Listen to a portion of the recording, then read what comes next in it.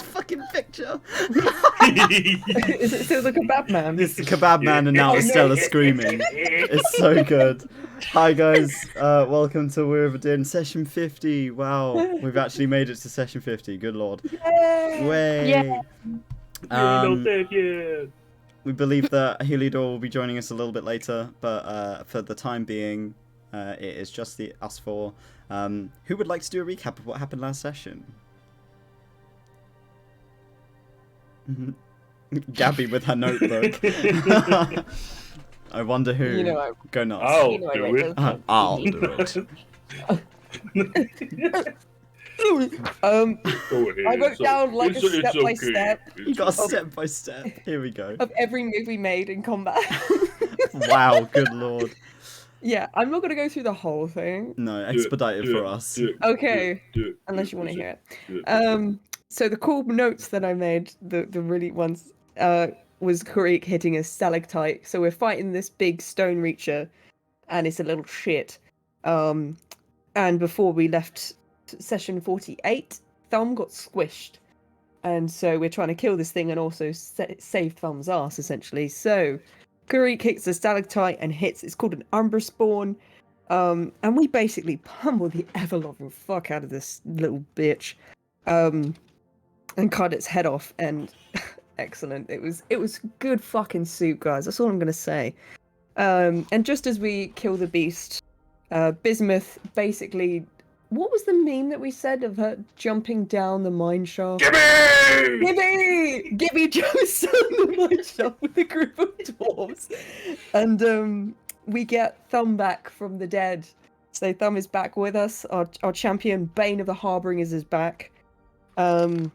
And we go and investigate the rest of the cave, and Heliodor finds a scorched mark on the ground from where the Drosera disappeared, and it has a mark of the Fae Court of the Tribunal of Time, aka Svarli of the Static. But what the problem is that Svarli of the Static, according to Drosera, doesn't have any Drosera. So she's like, I don't know. Maybe they had one and we don't know about him. So now Karik has lingering skin injuries as well. Lovely bleached outer shell. That's cute. Good look. We were thinking about going to see where the Stone Reacher buried upwards before the DM was like, please don't. And we found they use these artificial souls to power things. So on those little lockets, one of the little lockets we have, they use fake souls to basically power all their items.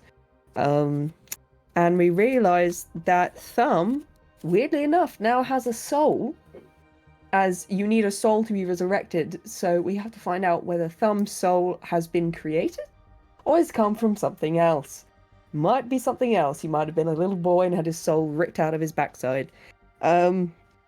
And eventually we go up to see the dwarves, and we go into a chamber full of statues and the gods, and then we have this big celebration about how we saved their asses, and we all become dukes and duchesses, which is totally PogChamp.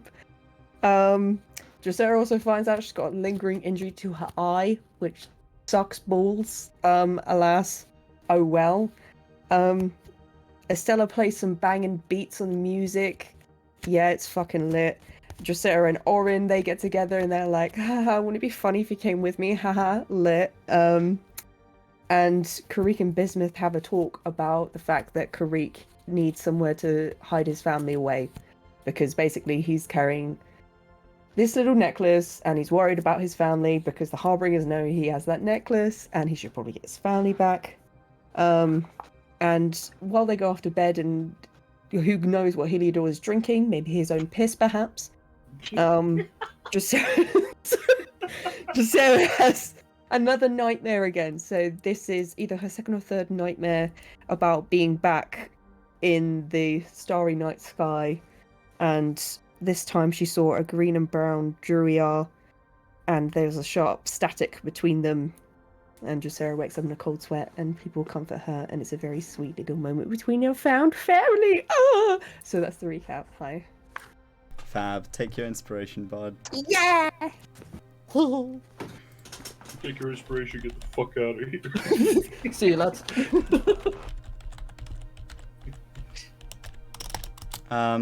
So we are now met with a period of a couple of weeks where Heliodor had planned to rebuild Mare because Mare got destroyed in the fight against the Astral Titan. He also wanted to find a way of teleporting his cart because the cart cannot be teleported using the teleport coin. Because he is not here, we are going to expedite this process because this will make me happier than having to go through it all. So over the course of 2 weeks, you as a party help the city to rebuild what was damaged in the Harbinger attack. So buildings are being repaired. The marketplace that was practically destroyed has been pulled back to pieces. Because this is a city of crafters, it goes up very, very quickly. So it's not a huge drain on you guys to be able to do that. And during that time, Heliodor has commissioned a crafter to create an amulet that allows him to transport a non-living item within it in a pocket dimension, of which is built during that time, called the Amulet of Transit, which he now has on his person. Chorus has gone or has is going to go, if we are starting from that point, is going to go back to Arda via a teleport with another dwarf who is going through the process of getting the bits and bobs to put together this amulet. So if there's anything you wanted to say to Chorus before he leaves, you have the opportunity to do so now. But he is reporting back to Arda on behalf of you, though he has asked that you would write up a report of some kind or get in touch with the assistant via the sending stone. Is there anything you want to say to Chorus before he goes, or is it just sort of a bye-bye, see you later? Bye. Bye. Bye, have a Glad good you're not night. dead. Glad you're not dead. This man is non-combat. Be nice to him. He's not built for hitting shit. He's built like a goldfish. Really. Man's gonna die. Combat. Chorus will wish you the best and say, please return soon. We would like to make sure that you're well kept and safe. But we understand your other duties come first.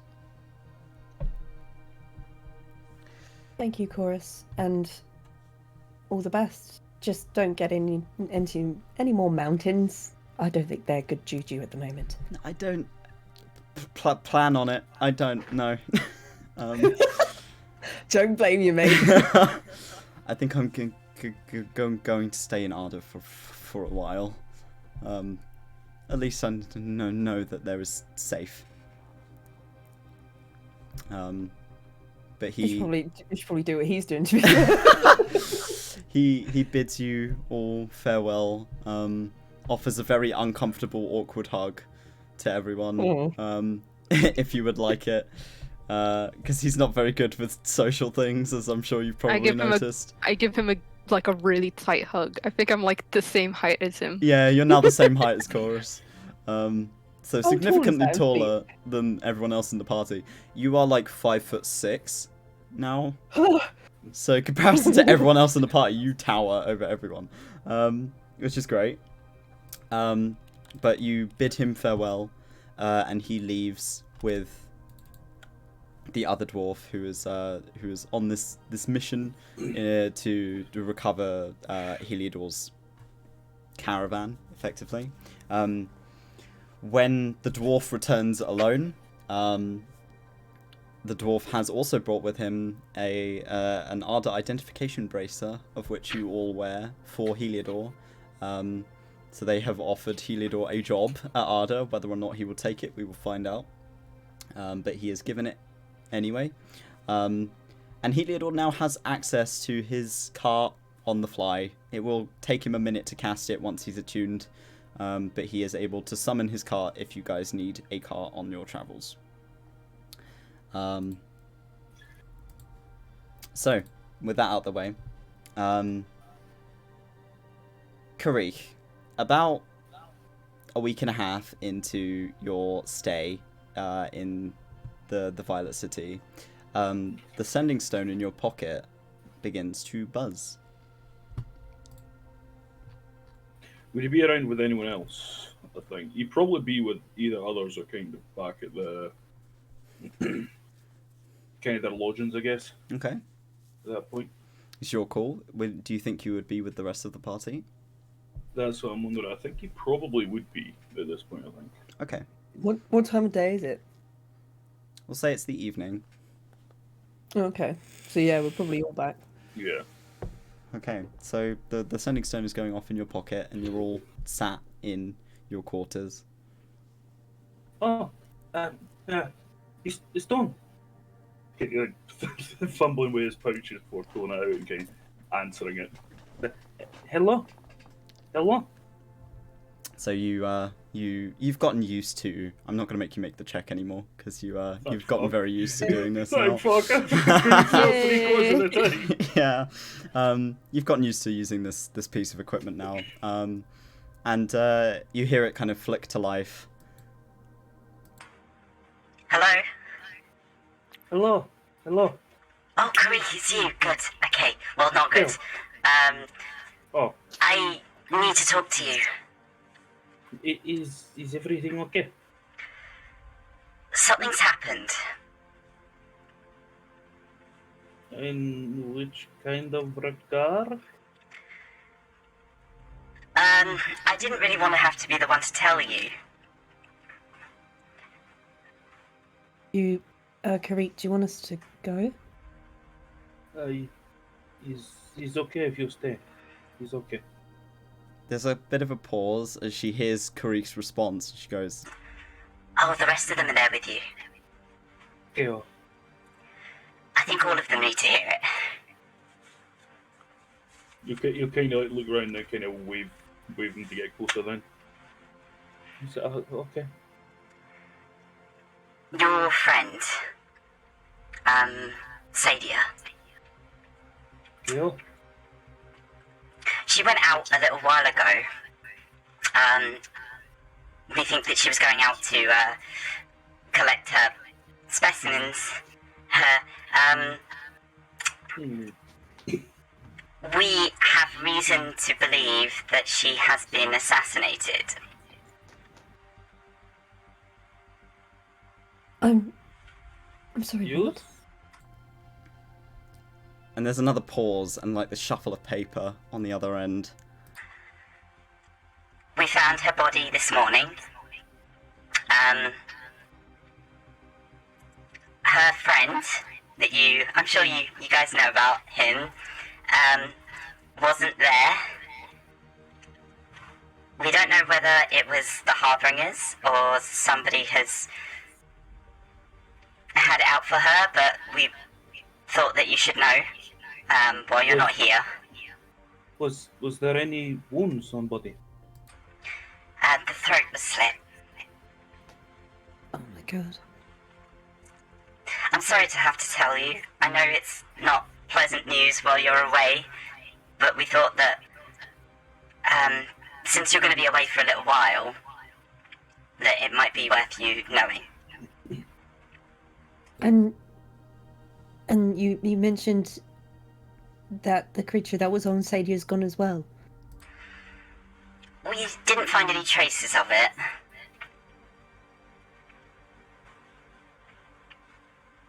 We don't know whether they've taken it, or it dispersed on its own, because it didn't have a living host anymore. Which, in some regards, is probably a good thing, right?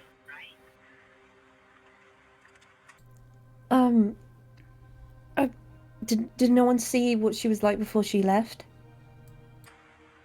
We just sort of left her to her own thing for a little while, because she wanted to be alone to focus on her work. I checked in with her occasionally, but she's kind of on the lower levels of Arda most of the time, so we don't tend to see her. And now, well, it's a bit late.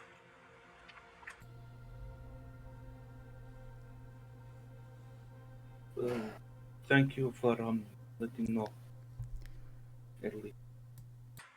If you hear anything about these, the Harbingers having contact with this creature, please tell us immediately, because it'll be really bad news if they get hold of something like that.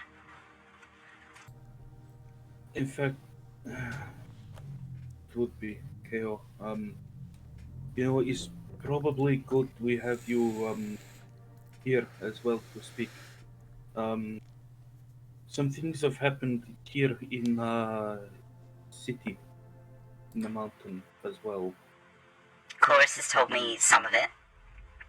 KO, the Harbingers were involved. They had placed attack on the city. We managed to stop a lot of what could have happened, but we couldn't exactly stop it all. From what I've heard, you've done a great service, and that is fantastic news. Yeet. Whoops. I dropped out of the call. Please. That was a This is mistake. just bad news. Alright, bet. Oh no! Oh, Oh I no! bet. The assistant has been assassinated! No! She says that, so, She says to you, from what I've heard, you have done the people there a great service, and that is fantastic news. You've done what we would expect of you in Arda, and more. And if you can write up a report for me and send it, or when we get more of a chance to talk, maybe next time you come back to Arda, then let me know. I need to know what's going on. KO, they have KO, that will be fine. They seem to be doing okay now, which is the thing. I'm sorry you had to find out like this. coming Again, from thank- someone like the assistant saying that she's sorry about somebody dying, this is an interesting response. Are you okay back there? We're okay, yeah. Chorus landed a few days ago, and we've been writing up reports and managing people since then. I'm allowed back now because my lab has been repaired, so everything's good on my end. I'm fine. I'm fine. Okay. Yeah, that is good to know.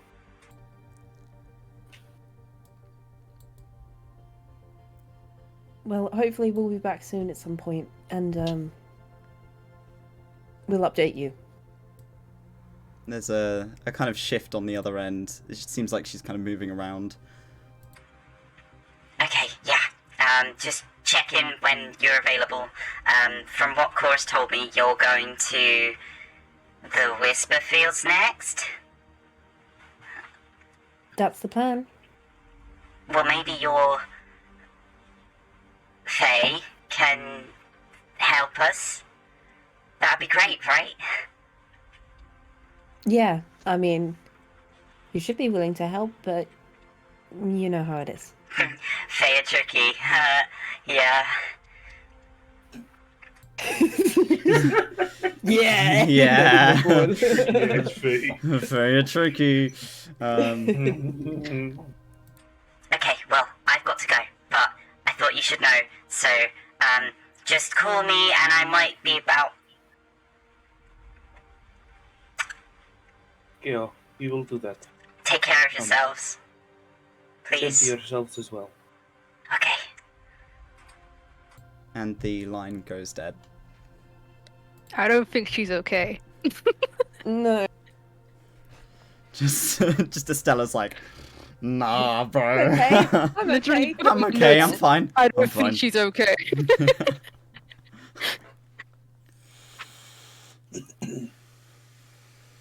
I can't believe someone. I mean, if someone was after Sadia, she would have at least defended herself.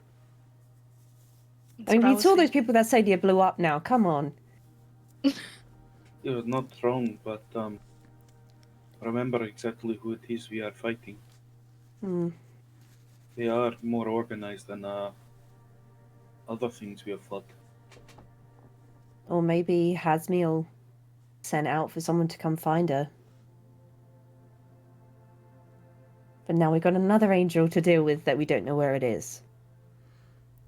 Again. Thumb signs to Estella. It's scary they were that close to Arda.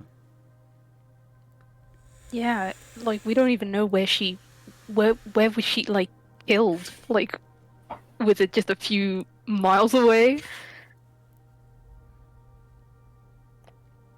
She did say she was out to collect specimens. It makes sense if she was farther out. Yeah, but what if they knew where Arda was? Probably do know where Arda is. I mean, it is not exactly as if we've only been scryed on once before. They're probably just waiting for the opportunity.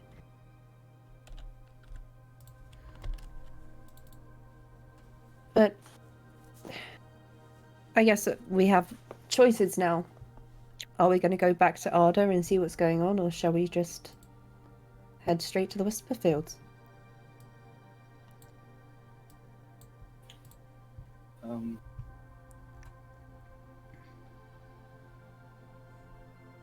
Even though Grief found Sadie to be a scary bitch, he's like, this is still not a fun time.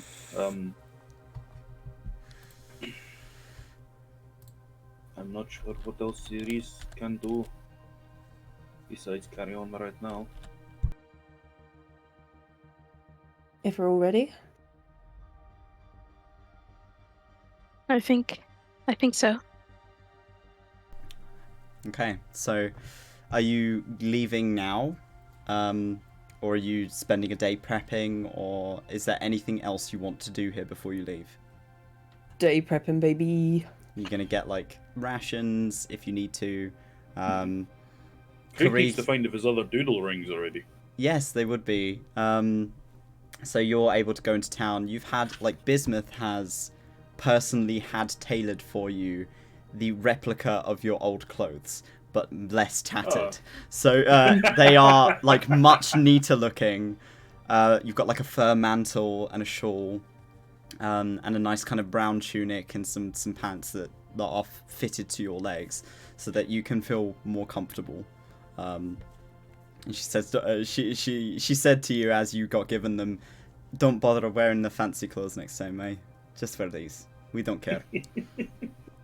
Thank you. That is. I did like fancy clothes. It was very much change, but these do feel much more comfortable. We'll get you some more next time you come, alright? I will hold to that. Just had a wardrobe just of the same clothes. It's like cartoon characters, real. Just all the same clothes. Are you dissing on the men here? Yes. Yes. Me and my wardrobe. Aha! Hey! Heliodor has arrived. Right, so you guys are day prepping to leave. And you're heading out relatively shortly. As you guys are sort of getting your bits together, you notice sort of in the residential area outside, there's a kind of a large patch of just stone wall that a few dwarves are hard at work on, and it seems to be a mural that depicts the four of you, with underneath it written in Dwarvish, which is translated by Heliodor, I'm presuming. Happily. On the eve of the 35th day. And then he goes, okay, leaves the call again. Goodbye. Joins happily, leaves, gives him. I'm sorry. That's alright. Apologies. On the eve of the 35th day of the night months, rotation 26, the Gatekeepers slayed the Astral Titan and saved the city of Violet Cold from its downfall. Yeah, that's pretty cool. You're being memorialized. in your absence, which is very cool. That is really cool. Also, something I need to note. Over the course of the 2 weeks, Thumb's arm has regrown. Yay! Of which it has turned slightly orange at the fingertips, and there are little orange leaves sprouting around his wrist. Yeah! It worked! Your son! Oh, fuck yeah. It's your son now. He's your son Just his now. arm. My boy! That's my boy. That's my boy! My boy. You are then led out of the city the way that you came in. And are you using the teleport coin? Yes. Probably. Because it That's is the point. Yeah. it's Game is now got usable, balls. and you've got access to a cart when you land anyway. So Drosera, I need you to roll me a D100, please. No, we need to face the road wizard. Roll wizard! I don't think you're gonna see him on this side of the world, but who knows? You'll never. Yeah, he is. I'm pretty sure he is a being of immense power. He is incorporeal I and think- appears wherever. Before I roll, the game is It still is paused. his meal. There you go. 46. Okay, Ooh, so yeah. because you know the location, You don't die. with that roll, you don't land exactly where you want to be, but you land nearby. So you draw the sigil into the floor as you flip the coin, and the 5 of you, 6 of you, sorry, with Mare, are teleported out of the Asus Ridge, and land in a patch of woodland. It is just standard looking jungle for the most part. Drosera, in order to lead the charge, I need you to roll me a survival check. Oh no. Go on. I should always get my characters up before I do anything fucking stupid. Survival, I got -1 on that. Oh yeah, hell yeah. Oh! Nat 20. Dang. Wonderful. Yeah! So, you know the area around the Whisperfields well. Very well. You grew up here for a century. You know this place very, very well. You have no trouble navigating from where you are to the border of the realm.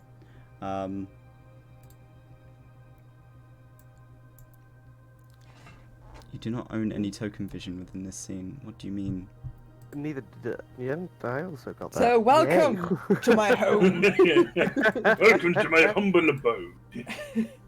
As you can see, there's the pitch blackness of the abyss over there, as well as there, and everywhere. I am unsure as to why you can't see anything. I'm having some wonderful issues on my end. Hold tight. Make yourself comfortable, we will be here a while. That's great. It means that we get to do some roleplay. Yes, you guys It's can pretty- chat whilst I'm sorting this out. This pretty dark reminds in me of here. first time I met Sadia. No! R.I.P. in peace. Ooh, that was R.I.P. pretty Peace in exciting. peace. That was pretty exciting. So, do you guys know about following the rules of a Fae realm? No. Yeah, I know don't you look at don't, things in Estella. eye. Do not look at things in eye, and do not make deals. Yep. Drosera's just gonna turn and look up to Estella and just put her fingers together. Just like. So we're not gonna make any more deals, are we, Estella? That depends, actually. Wait, Depends on what. Well, because I'm attached with Laz. He makes deals all the times. So I was gonna say, there's nothing particularly wrong with deals. You just gotta be careful with them. There like, is. Stop it. Shh. Shh.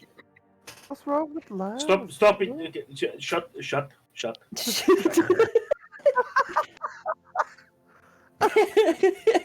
Do not get started with this party on making deals with Fae. Just don't. No, No, it is please do not. Do not the cat. What? Question: Is people gonna not like me here Why would they not Where? like you? because I'm attached to a different Fae? They might not be happy about it, but they're not going to hate you for it. Okay. I think don't- at that point. Oh, sorry. No, you go. Sorry. I just don't want people to beat me up in the street. Well, they won't because there's no street, so you're fine.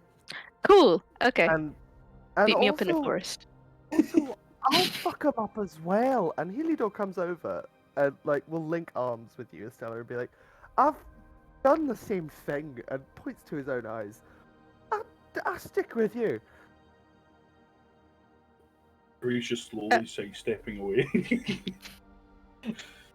Or Drosera's already feeling uncomfortable about this situation now. Like, letting not one, but two of you fuckers who've made a deal with Laz into a completely different space realm. And, a word of warning, a lot of people that go through this forest don't usually come back out. Ooh, fun. Oh. Not dead, they don't necessarily die. 3 compatibility Oh, warnings okay. detected with installed packages. Consult your console. Entirely scarred for life. Great. That sounds like fun. Launch world?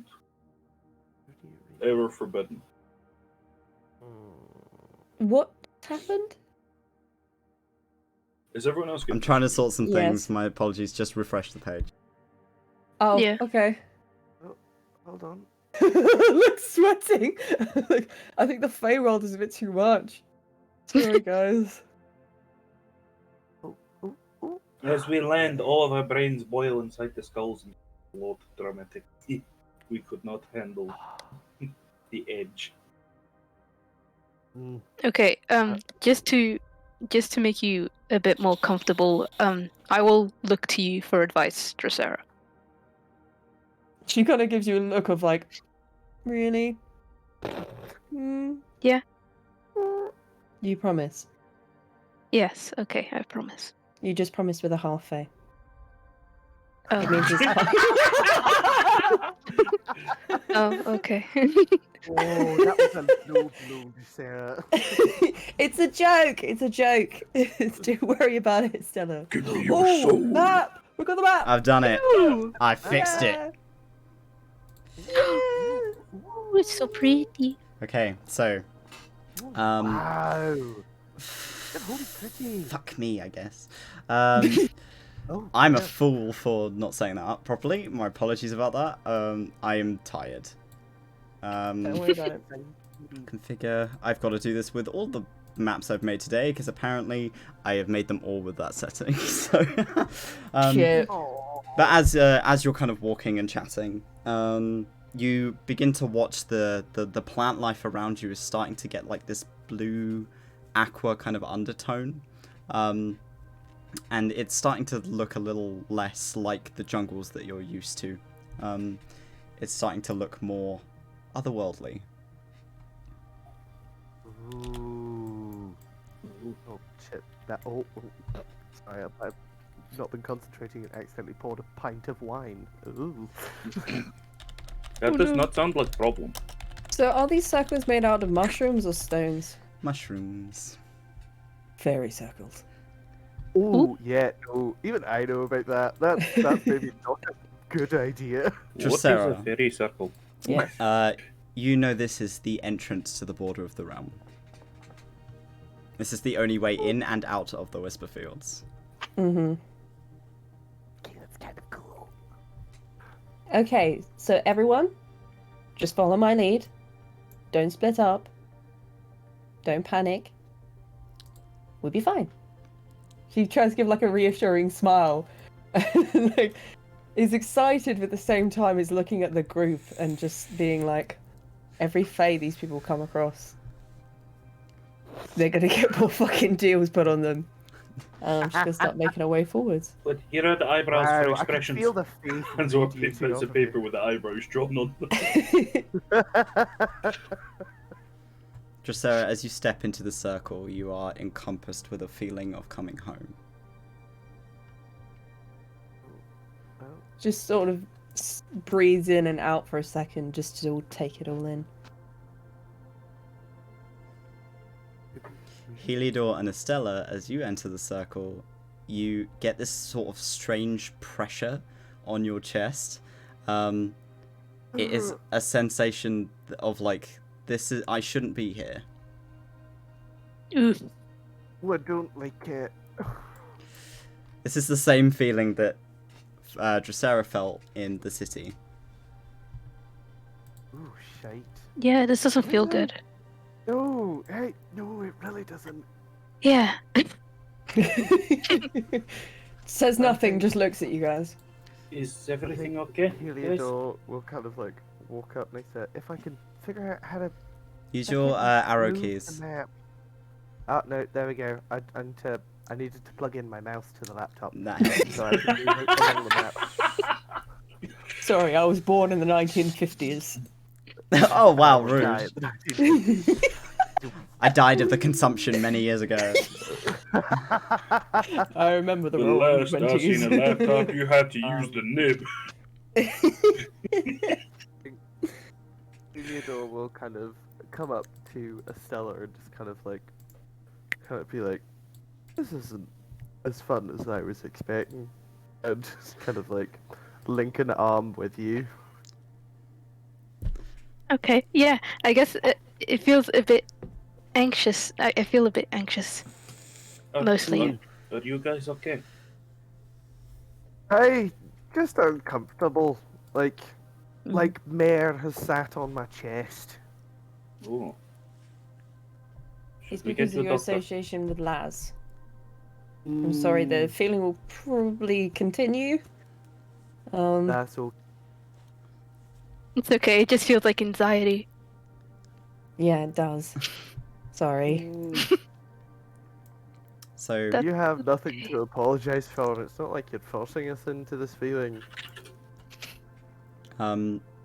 So the Whisper Fields is the border realm between planes. It's not quite on the material plane, so in order to actually access it, you must be granted permission and have the border portal opened, which is referred to as entering the dream. Dolun often has a group of people who act as guides for mortals through the woods to the Whisper Fields once the portal is opened. As if you do not have a guide, you will just get lost and you will not be able to find your way back. Drosera's never needed this, as she is a Fae. So she is quite easily able to navigate, and she has a sense of direction in this realm innately, rather than needing the guides. However, as you step in, you kind of feel this, it's like a warm breeze begin to whip around you. And a distant voice that most of you don't recognize, but Drosera you recognize quite well, of an old woman saying, "Please state your name." Drosera of the Whisperfields. She like nudges one of them like, come on. Krieg. Estella. Duke Heliodor Feldspar. And thumb signs. Thumb. Yeah. In all caps. In all caps, Amazing. yeah. Like waving his little arms around. And there is a brief pause before, in front of you, it seems almost like a haze, as if like heat coming off of metal in a desert. It's almost like a, what are they called? Mirage. Mirage. There you go. Mirage of A mirage. As I see three of you. 5 What figures would you do? step out of nothingness in front of you, Ooh. and into Hey. the circle. Well, 4 figures step, 1 wheels. And you are met with a band of people. 4, it seems like, well-dressed in silvers and blues in armor, and armed warriors. And a very old-looking gnomish woman, or a halfling woman, very stout, with swathes of plaited grey hair thinning across her widow's peak, a face worn from years of living in the wilds of partial civilization, and smile lines across her cheeks and brows. She sat in a wooden chair with a set of 4 wheels, 2 larger than the rest, with handles upon those closest to her seat to allow her to push herself forward. And she is grinning ear to ear and looking at Drosera. Drosera's gonna run over to her and pull her into a hug. Like, not too hard, because she's so very old frail now. old woman. She hugs you back as tightly as she can. She's like, I thought you'd never come home. I thought I never would either. She just holds you for a little bit. The rest of the guards all turn to you and kind of bow their heads in respect, as the eye of the unconscious world returns. It's like, you brought your friends. Yeah, I hope you don't mind. If they're with you, they're always welcome. She's like tearing up. she was so worried she wouldn't be back in time before Woody got too old. So she's just so relieved to see her. You can make me a perception check on her if you'd like. Yeah.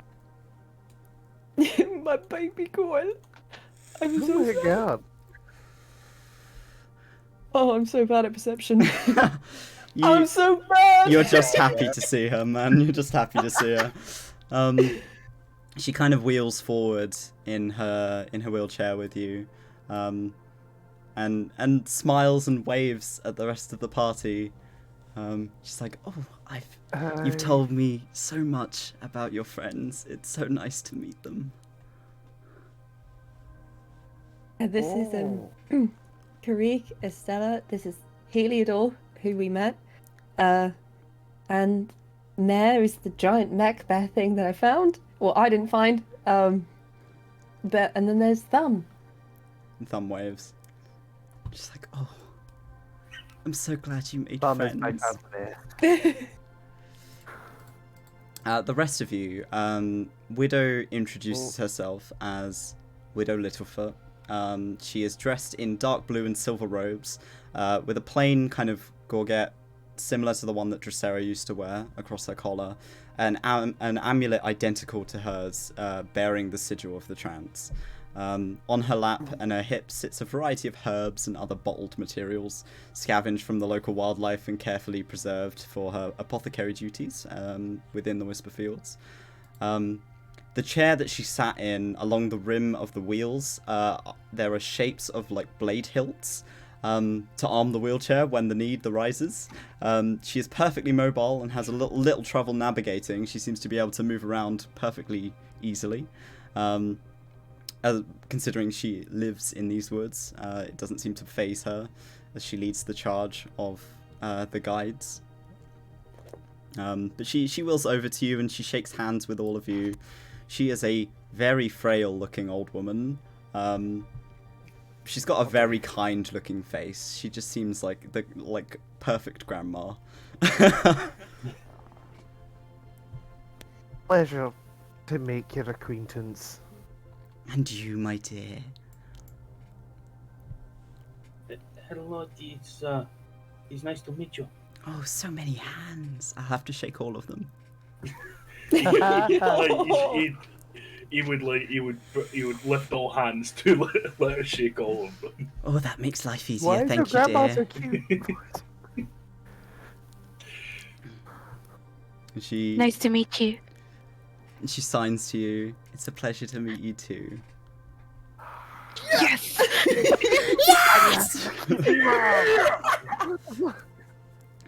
and Thumb is making grabby hands at her. She kind of picks up Puppies. Thumb and puts him in her Puppies. lap. She's like, "Would you like Yes. a ride, dearie?" And Thumb is just so fucking excited to be in the wheelchair. This is my favourite person ever. Are you happy We all to have be a new home, grandma dearie? now. It feels like I never left. Although you look a bit different. Old. I don't want to say it. You've been gone for 60 years, dear. Shit a brick. Just doesn't. It doesn't feel like it until I see you. Time flies. Kind of looks down a bit, sort of, almost guilty that she's been gone for so long. And seeing Widow looking so old and frail is just such a shock, but she doesn't want to let it overwhelm her. I'm just glad you've been writing. Not as often as I wanted to. That's okay, dear. You've been busy. Dolun's been telling me all of the details. I'm sure he has.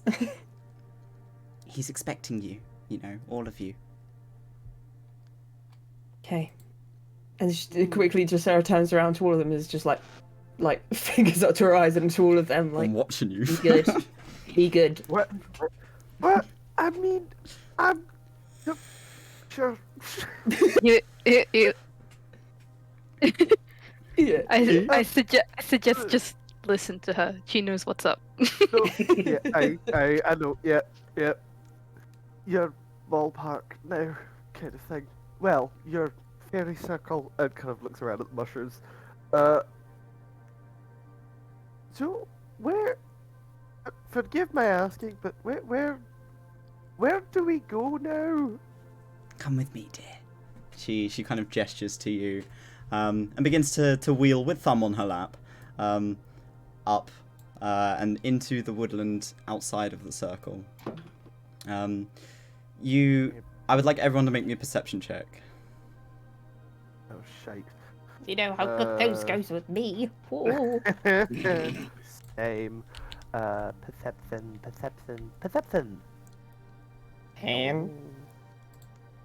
23. Whoa. Four. I thought that.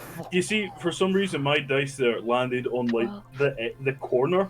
So it was like 17 sat there. I had no idea what the fuck it was. So, Karik, you're the only person who can hear it, but you hear two of the guards are saying, "I've never seen her in person before."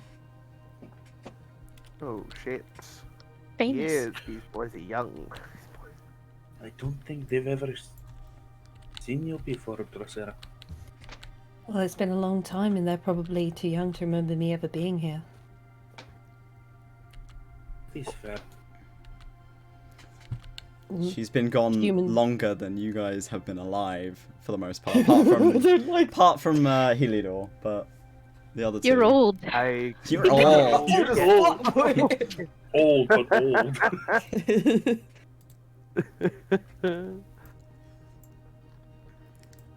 So the guards disperse and sort of go back to their posts as you enter the Whisper Fields, which seems to be sort of a smallish community of lots of little huts dispersed around in the woodlands. The foliage here is deep blue, beautifully kind of aqua, kind of lighting everywhere. It seems that everything's in this foggy, somewhat haze. With glowing plant life, nothing like you would see anywhere else on Sif. But Widow turns around to you, kind of skids around in her wheelchair. She has no trouble just turning around to face you all with Thumb on her lap, and she's like, "Well, Dolun would like to see you, but if you'd like to rest first, you're perfectly welcome to make yourselves at home." Would you guys like to stick Aye, around? Could we Creek's have a already got little a bit padded of a drum. grand tour? Yeah, I'd A like to look tour around. would be lovely. Yeah. I've got my friends putting some stew on if you would like some stew. Abso-fucking-lutely. Would anyone like some stew? Would anyone Is like there some bread? stew? Stew. Would anyone like some stew? That's her like rolling around in her wheelchair, just going, "Would anyone like some stew?"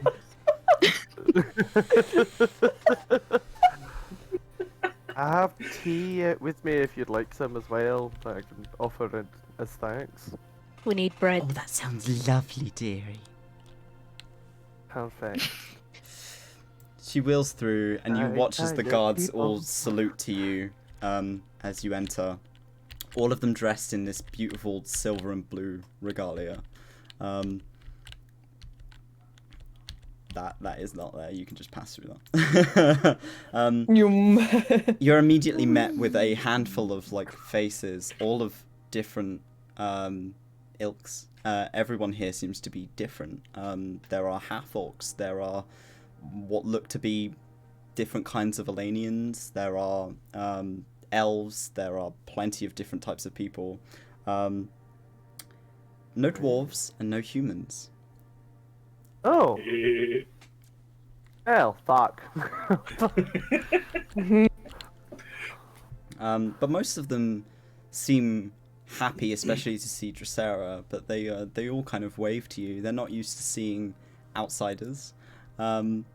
This place is very closed off, but they're all very cheery to see new people, especially if they're traveling with the daughter of the Fae.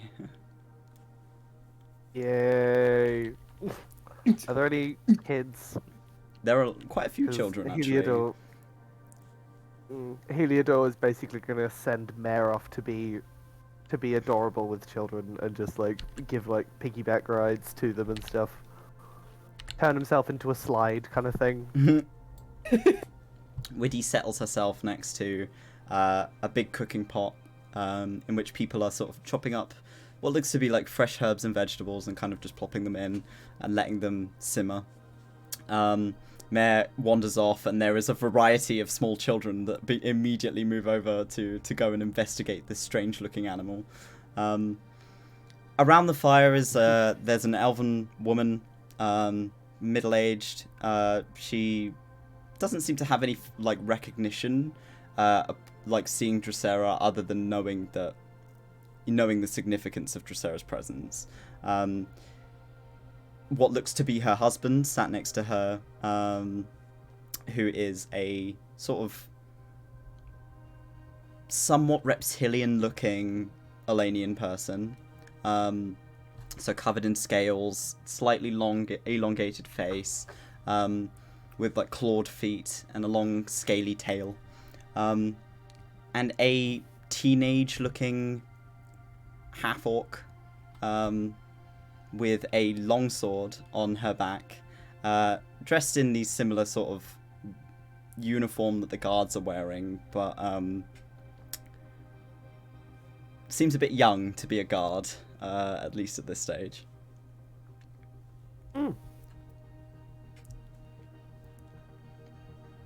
So, Oh, hi. how have... I know that there were recently people at the borders. Has that gone okay? Oh yes, dear, we've been managing. And she kind of taps her wheelchair. Nothing gets past me. Yeah, I'm sure you'd bulldoze your way through with that. Absolutely. A lot of blades. Nice bit of kit. She pulls a small, what looks like a hunting knife from her waist, and attaches it to the side of the wheelchair, and it just sticks out. You know, like the blades in like Mad Max on the sides of the tires. It's like that. So she can put a ring of blades across the wheelchair. Heliodor is like gripping onto his tools, and he's like, can I have a look at your wheelchair, please? As you can tell, and just points at Bear. He's like, I love building things, and honestly, this looks like a marvel. I'd really like to get to know, and also perhaps improve for you. How do you feel about flamethrowers? When we are surrounded by woodlands, dearie, fire is not always the smartest choice. Okay, how about ice cannons? Heliodor, please don't give her ideas. Widdy She is will smiling like ear to ear. And Thumb is sitting on her lap like, ice cannons, ice cannons, ice cannons. Like, absolutely. It's like, you're welcome to take a look, dearie, while the food's cooking. Thank you. Heliodor immediately, like, on his knees right next to the wheels, like, doing a full inspection, like, just going through. He is absolutely enamored. Goggles down with, like, magnifying sections that he's, like, flipping down, like, oh, wow, really nice craftsmanship. And that will be him occupied for the next, like, 3 hours. Oh! Estella, the little half-orc lady, is waving at you. Hi. Hi. Well, what's your name? Oh, it's Estella. Estella. She's like, she seems to be completely enamored by you. I've never seen anyone look like you before. I'm a half-elf. That's really cool. She just Thank kind of you. sits there gripping the scabbard of her longsword, like, wow. Wait, what's your name? Moss. I really like that name. Moss. Thanks. She's just like very awkwardly sat on this log, looking at you, and then looking at the floor like she's been staring at you too long. Moss. Drosera Moss. Drosera Moss. Hello. Hi. Hi. Hi. Moss is a nice name. And she's gone completely blank, looking at you. It's Okay. just because you haven't been here for a while. I'm sure you don't know Moss. No, they must have been before my time. Long. You're Well, after my really time. pretty. Thank you. You're a sweet kid. Were you born here? No, I was left here. Oh, I see. Have you been settling in okay? She nods. And she says, "I'm gonna be a fighter one day." I'm sure you are. Do you want to show us some moves? Okay. She gets up and she kind of draws this sword. You've seen this routine, Drosera. This is the same routine you went through when you learnt how to wield a sword. boys, I know how to fight a routine. And it's effectively just sort of moving from pose to pose. She's still learning her form. She said my parents were adventurers, and they couldn't take care of me, so they left me behind. But when I'm grown up, I'm gonna be an adventurer too, and then I'm gonna go and find them. Sounds like a great quest. She's like Just keep- smiling. Just keep doing those moves. That's where I started. Am I doing it okay? Yeah, you just need to really, when you go for that move, give it resistance. Okay. And she tries it again and takes your feedback on board, and it seems to be a little better, but she needs to practice. And you hear Widdy kind of lean over to you, and she says, "She's a sweet kid, just very nervous." Well, we all start somewhere. Well, remember when I was that age? Yeah, I can't forget. And she kind of laughs. And puts Thumb down on the floor and says, "Don't get too close to the fire, sweetheart." Thumb goes, "Okay," and just Runs directly into the fire. Through the fire and the flames. Oh my god. Well, at least his arm won't blow up if he goes in. Yeah, that's true. It's already done that. I don't like it. Ah! Oh my god, I need to burp really bad, lads. Sorry. There we go. Oh, nice. Oh, brilliant. Tasty. That was Tasty. very good. Mm. I'm feeling a 7. Good lord. Thank you. Not allowed peace in this fucking chat. Hey, at least we're not like munching crisps. Not yet. I've got a tub of Pringles there if you want. This stew's pretty good. Piss off a DM, piss off a DM. Widow offers a seat to the rest of you if you'd like to sit around the fire and relax a little Please. bit. Heliodor is too invested in this chair to really notice. You're busy. Keep You're busy space on doing this your bench. chair things. Things. Yeah, there we go, Creek. Got you, fam. Thank you. Just picks him up. Got you, man. You know, I just Why about is done Widow that to trying someone to at get work today, Widow actually. upside down?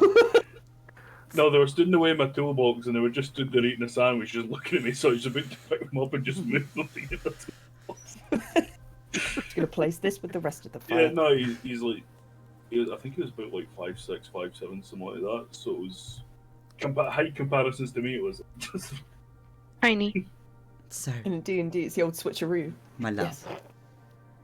you have so much to tell me. Yeah, I don't even know where to start. A lot happens in 60 years. Yeah. I can't believe it's been that long. Wow. Well, we just came back from the city of Violet Gold.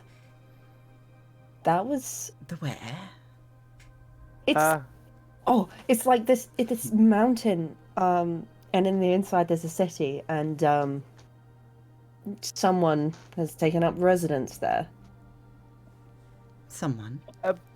Oh! And she kind of looks between Estella and Heliodor.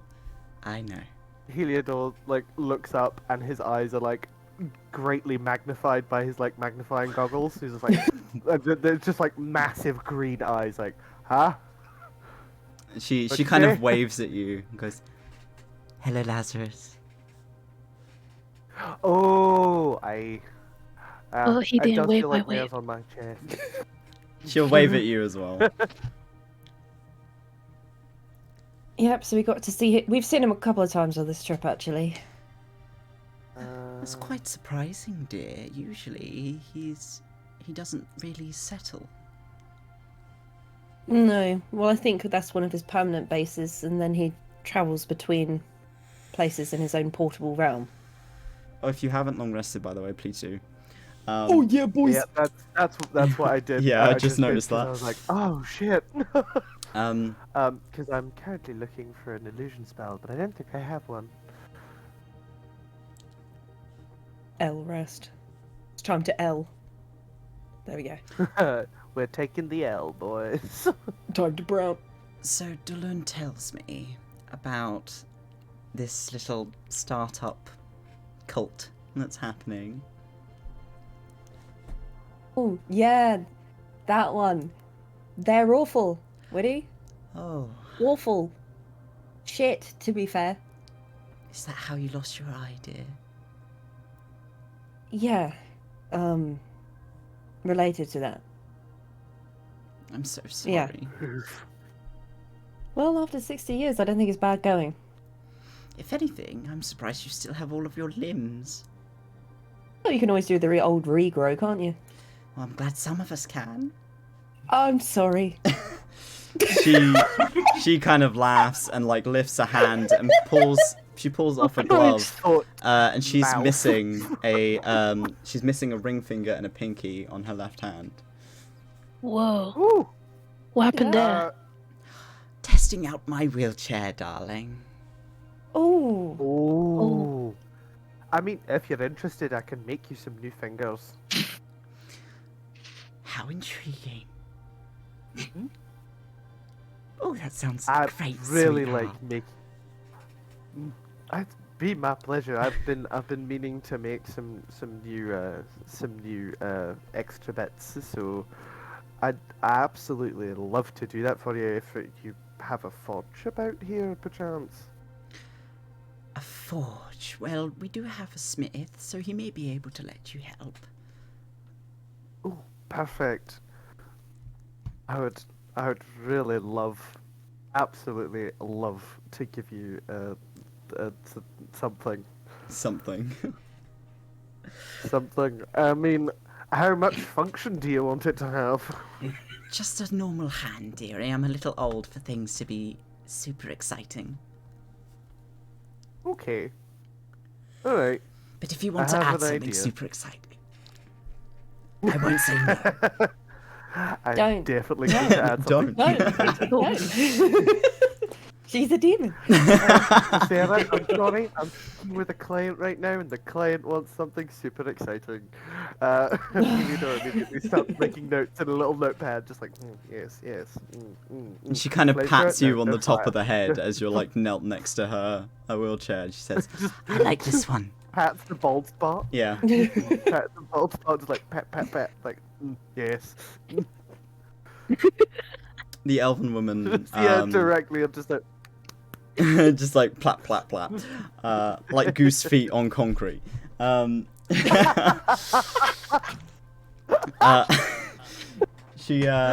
watch as the elven woman stands up and begins to serve out the bowls of this stew. It seems to be almost entirely made of like vegetables. There doesn't seem to be any meat or anything within this concoction. But it's very spicy. You can smell like the heat of the spices. And she passes each of you a bowl and a utensil. And settles back down to kind of speak with her husband. Moss immediately just brings up the bowl to her lips and just hammers it down.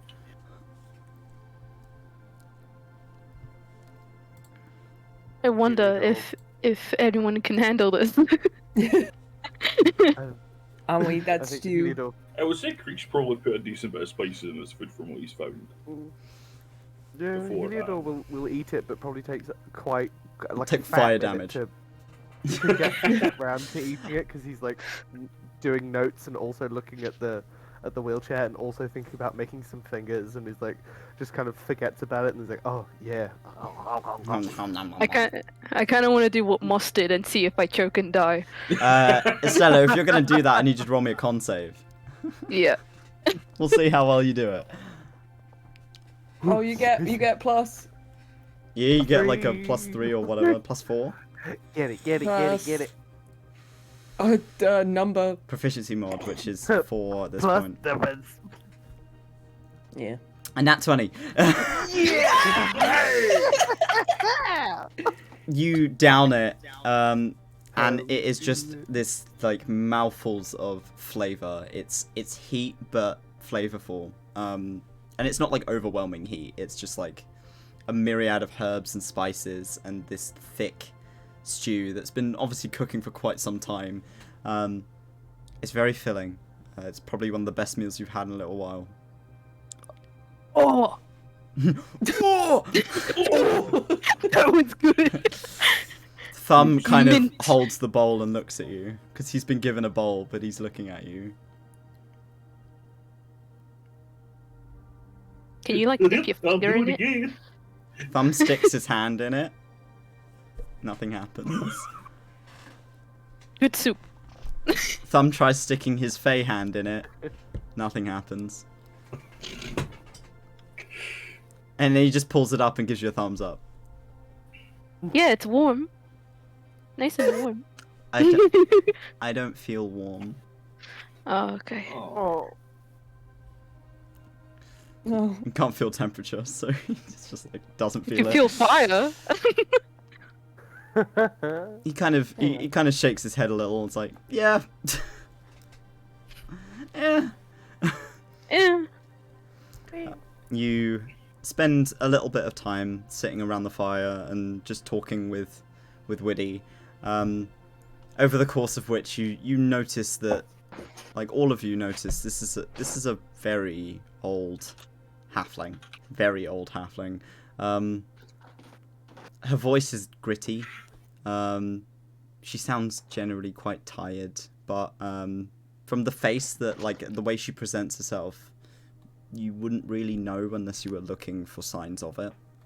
And she is quite thin, despite her clearly eating quite hearty meals. But that's old people for you. Why am I soup cold? Why am I soup cold? Where's the taffy Not spicy enough. I can't taste it. Puts a whole bowl of salt in it. You regale tales of your adventures. You're worthless. All right, Grandma, we'll take you to bed now. Remember to You take your teeth out. explain kind of little bits about who you are to her.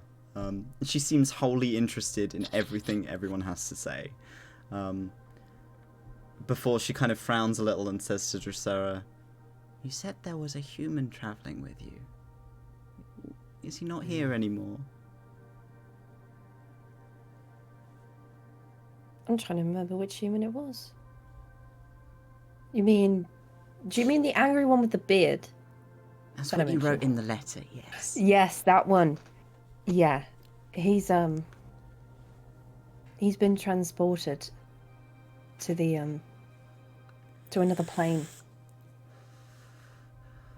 Oh. She kind of sits back a little. Well, that's quite troubling. Oh. Yeah. Well, I've got to ask Dylan that as well as about 5,000 other different questions. It might be a long chat. But hopefully we can get him back. Well, you've got as much time as you need, dearie. She smiles. I just don't think everyone else does. And she looks at Widow sadly. Oh, don't look like that, dearie. I've lived a long life. Not long enough. And for a halfling, very long. How old are you?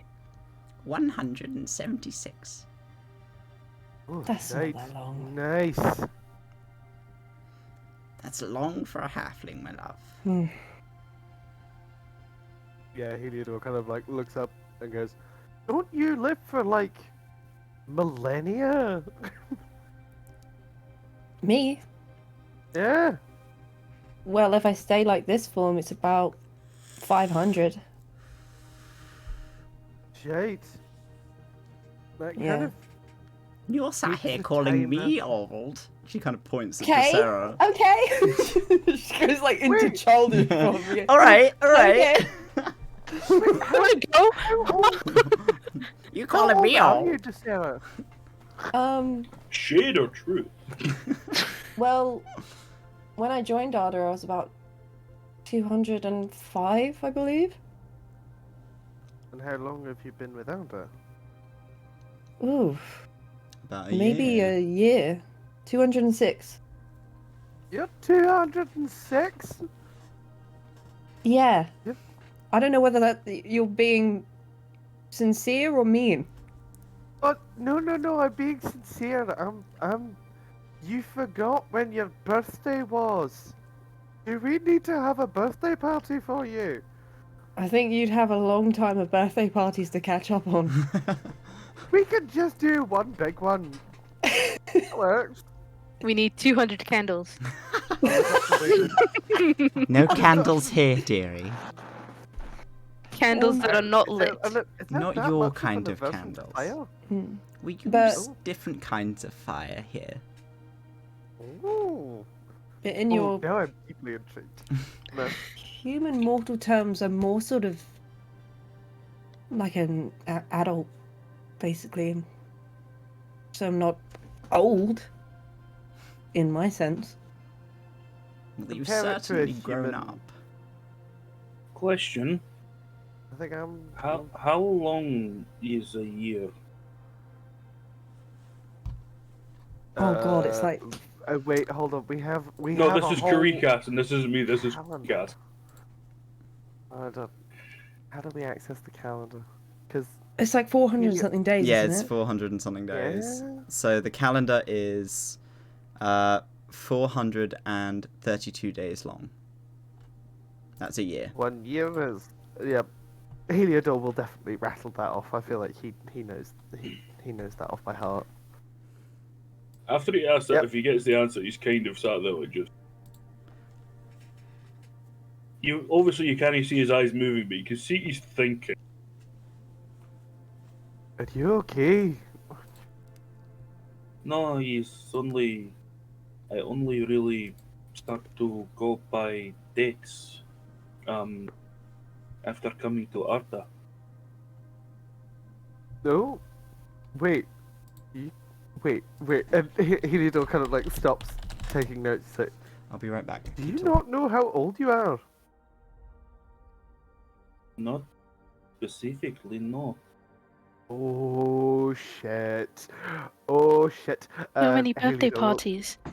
Heliodor's gonna stand up. He's gonna be like, oh, "We need to have What like is a a big birthday old party? fucking celebration."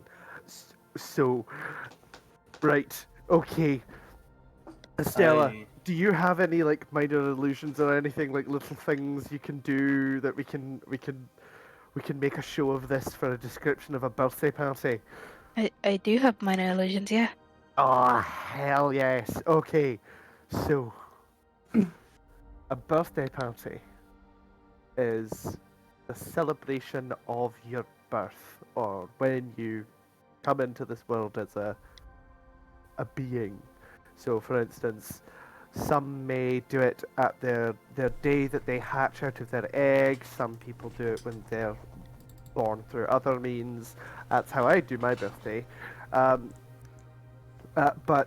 usually there's a big party, and Heliodor will look to Estella. There's a big party. Sparkles. Oracle. Minor illusion sparkles. Um, often there's cake. There's presents for you. Usually like banners. Like, can you wait, Estella? Can you like make yeah, just like a banner appears. Like yes,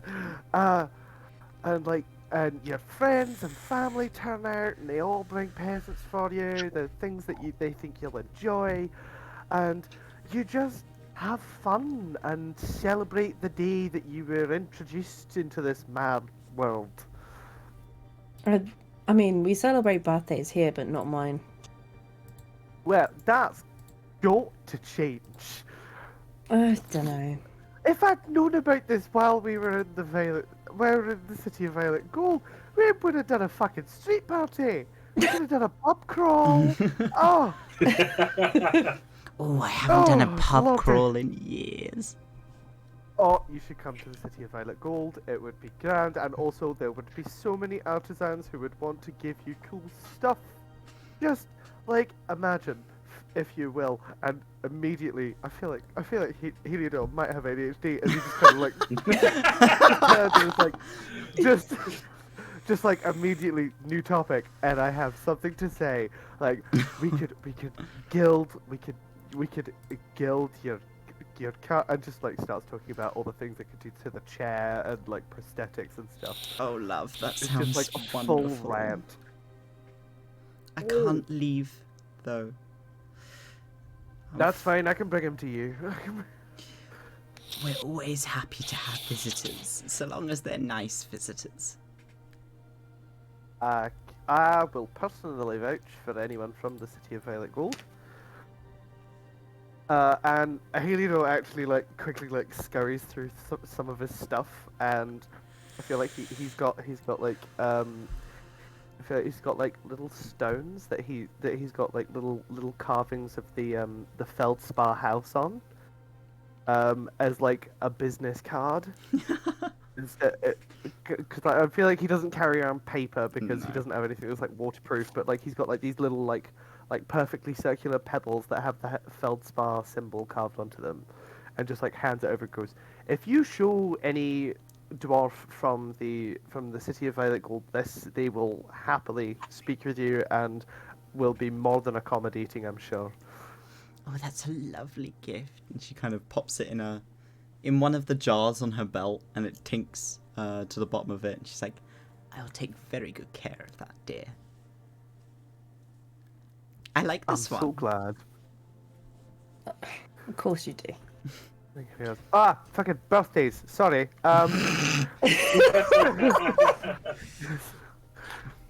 But yes, we should have a birthday party for like the both of you. We can try and figure out how old you are as well. In fact, could Kari, is there any role that Kari can do to try and think of how old he might be? You can roll me a history Try check. and do the math. He's really How shit many at history, but seasons you give it a have been try. through? Roll me a history check. 1 sec.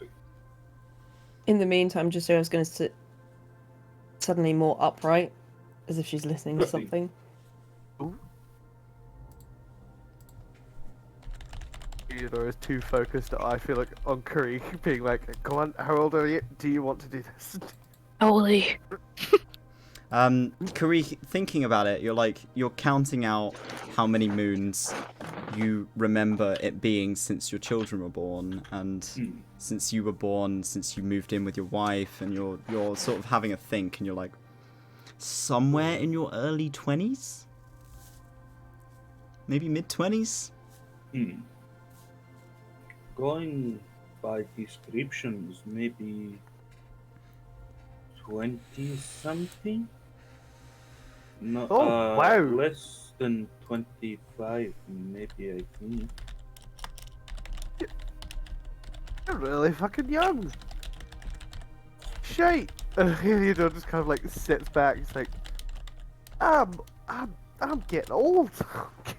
No offense, Crick, but I thought you were like 40 something. You're very mature for your age. Yeah. I thought you were kind of 30ish. You know, you're a lot. To be fair, you're a lot different than 20-year-olds I know. I don't mean to interrupt, but maybe we should see Dolun before we plan birthday parties? Oh, fair enough. You know, that. Yeah, okay. Oh, very good point. Oh, is he summoning you, dear? Yeah, just got the call through. Ooh, Oh, already. that. All right. Well, she kind of sits up. Wait. You'll all be coming with me, yes? I'm assuming so. And she kind of wheels her chair round, and sort of starts to make her way. These stairs are flat enough that she can kind of lean back on the chair and prop herself up, and she makes her way up step by step. She doesn't seem to have much trouble with it. It seems like she's quite used to doing this by now. As Kari gets up, he kind of looks to the other people that are sat around the kind of fire in the pot. The food was lovely. Thank you. I am glad you liked it. The elven woman kind of Stella's- smiles at you. Stella's gonna wave bye to Moss. I'll see you soon. Okay. Bye. Yeah. Bye. Bye. Bye. Bye. Bye. I think Heliodor is. I think gone. our end is frozen, yeah. It's got this like look. Oh, there he goes. It's just a look at his face like. Well, we lost him. The land before time. Where's Thumb gone? There he is. Upside down. Yeah, Thumb's got to come with. Thumb waddles after you. We'll bring Heliodor. The guard stood atop this little podium, kind of salutes again to you. You'll never get used to being hailed like this by the riffraff, as I suppose you would possibly feel about them. They are people that are members of your court, and it is really part of your court. So you are hailed as a Fae, despite your lineage. This is one of the few places where you have been wholly accepted no matter what. And it is a refreshing feeling. Similar to the feeling you felt with the Violet City once everything had been completed and finished. I think we're getting chats. Give me like 5 minutes. Okay. We'll take a break then, if we're waiting for some technical issues. So we'll be back in like 15 minutes. We'll see you in a wee bit.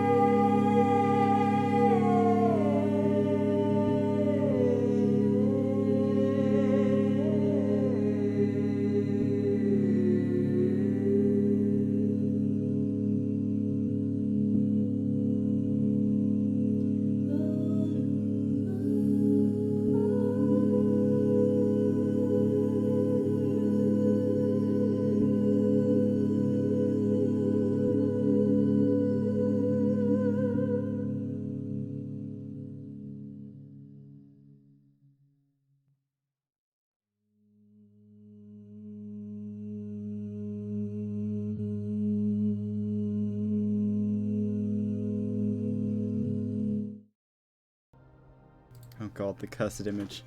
Hello. Yeah. Cursed ass kebab man every time. Fucking dare you, I'm not. You are cursed. You are. I see no god up here besides me. I see no god. God is dead. Right, so you guys are heading to a meeting with Dolun as Drosera has received a summons. Widdy will quite happily sort of lead you on the charge up through like a few sort of raised portions of the Whisper Fields. You can see like a handful of kids playing in the kind of fields over in the corner.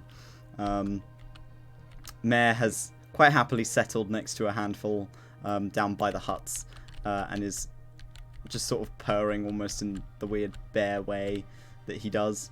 And they're all just kind of petting him, being like, wow, metal bear, because they've never seen anything like that before.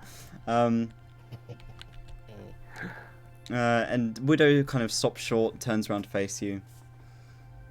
Good luck, dearie. Do you remember, all of you, don't make eye contact, okay? What? Yeah. Why? That's how you make a deal with a Fae, dear. I'm sure you would know. Oh. Oh, that is the loudest voice known to man. Jesus Christ. Thanks, Curry. That's what happens when you make a deal with So the Fae. that's how you make a deal with a Fae. Yeah, that's the noise that happens. I mean, Sorry about that, guys. That's fine. sorry about It that was recording just- as well, dear God. That's But I fine. have to It's cut Laz. out the It's Just Laz remember going when to it happens. Yeah. Well, That sound. I don't know Is at that what better? point, but good lord. Yeah, that's better. There you Is go. that better? Okay. I moved my mic stand like a tad, and it just It fucking just fucking exploded. exploded. An hour Jeez. and 5 minutes, I think. No, I lied. Jump 1 hour scare. 35. 1 hour 35. Okay, Yeah. be warned. No, leave it in as a jump scare. Ow, It's more jump accurate. scare. More accurate. All right. as I was saying, oh my god, this mic. Widdy says to you, don't make eye contact. It's how you make a deal with a Fae. Okay. He already knows your names because he has learnt them through Drosera. I met him Rick once. just looks at Drosera. Hi. We met him once. Unless Yeah, you met him once. unless you make a deal properly, I'm sure he will be fine because you're friends with my lovely here. And she kind of pats Drosera on the back. He's I'm not not as much sure of a if- trickster as the merchant. Don't worry. I'm not sure Heliodor knows like anything about The etiquette of Fae. well, the etiquette, but also like much of anything. Oh, about Jack, this mic. Drosera. About Drosera's connection to. No, you don't. You haven't Like- really asked him. Soz. Like, Heliodor's just like, what? What? Who are we going to see? And how do you know them, Drosera? You guys can Dream. talk while Jack's fixing his mic. Yeah. So He's my patron, and he's the reason I am the way I am. Oh. Oh. Oh?